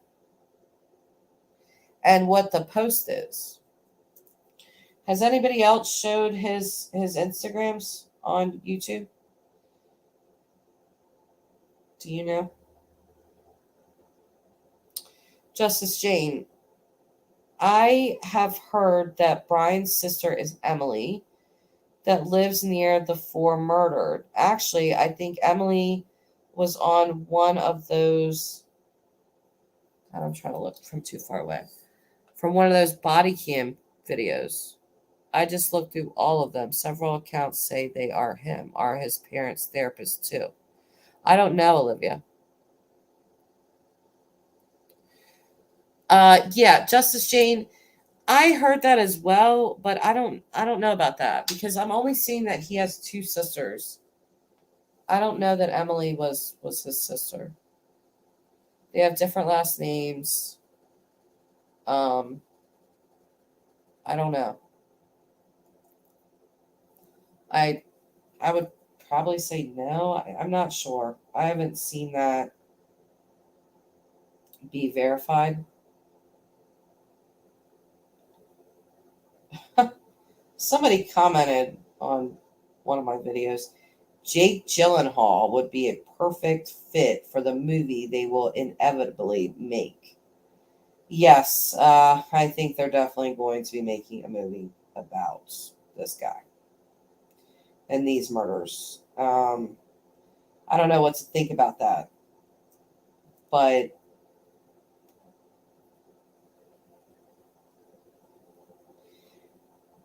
yeah, the house that he was in, his parents' house, in a gated community, again, the front door was like covered with duct tape. Brian Eaton was saying it looks like a window was broken out and they covered it with duct tape. That's strange. Um, a gated community, you think they would fix the door and not put duct tape on it?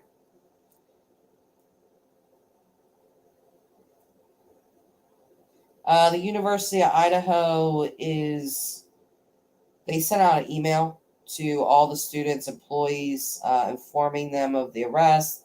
They're also offering counseling services to anyone. This case is just literal worst case scenario. I mean, you have a guy that seemingly was gearing towards this murder for quite some time, taking different steps and things to become, well, to let out those dark demons in the most efficient, smartest way. He failed, and I'm very glad he failed because I cannot emphasize how dangerous of a person this person could have been if he went uncaught. I think the murders this man would have went on to commit would have been heinous, and I think they would have gotten worse. I think he would have gotten even more confident, more bold, and started really acting out fantasies on people. And I'm telling you, we need to be thankful going in. 2023 is looking like, and I'm hoping, will be a great year. With this guy being caught, I feel there were many lives saved. Many lives saved. Because his background, again, it just astounds me. I cannot get over it.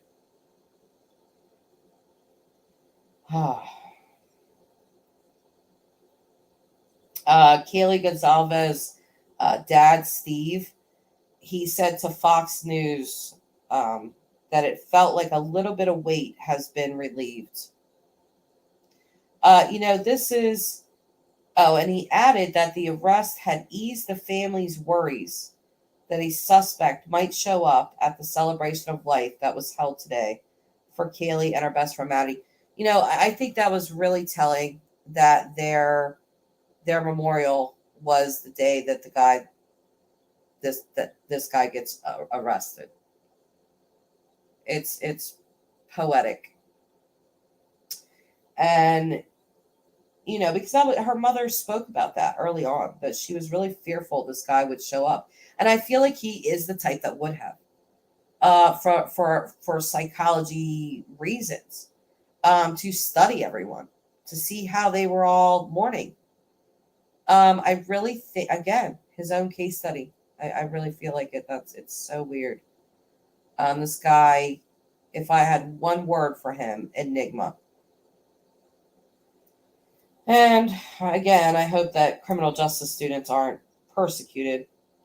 I hope that people don't think that everybody that goes into criminal justice is going to be some type of mass murderer, budgeting serial killer. So I think that's definitely the direction he was headed, for sure. If he would have got away with this, it would have solidified in his mind how good he was, how smart he was. I very much believe that. Let's see. Yeah, the duct tape thing is so weird. I think so too. Did that happen as a result of the house being raided? Doesn't make sense. I don't, yeah, that's true. It could have happened because of that, and they haven't gone out or wanted to go out because there was media. Yeah, that's a good point, Olivia.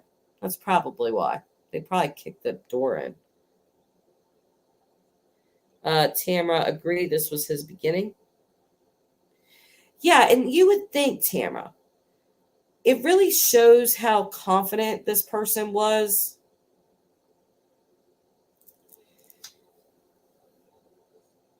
It really shows how confident he was to try to take on a quadruple murder of that magnitude. The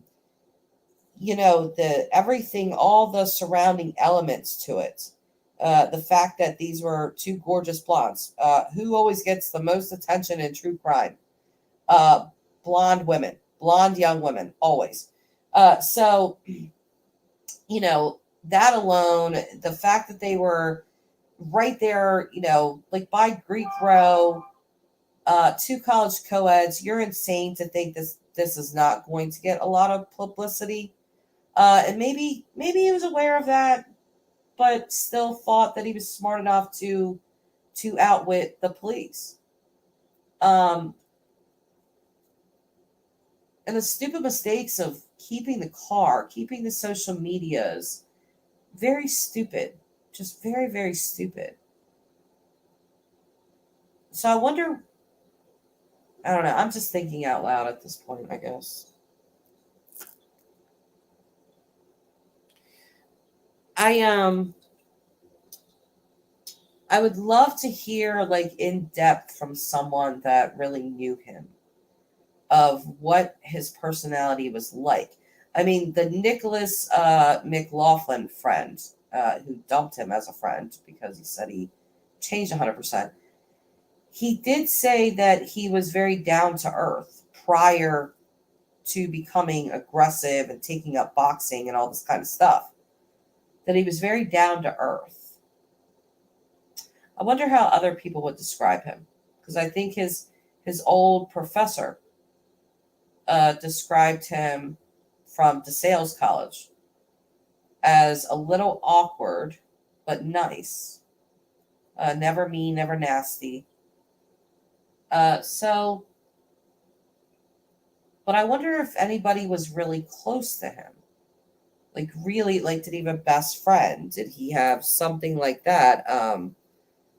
Whoever his main confidant was, be very interesting to hear from what he was like, what his demeanor was like. Was he funny? Was he charming? Was he what was he like? Was he a loner? Did he stay to himself? Was he really quiet? Because I feel like he could be both, a chameleon of sorts. I'm just thinking aloud again.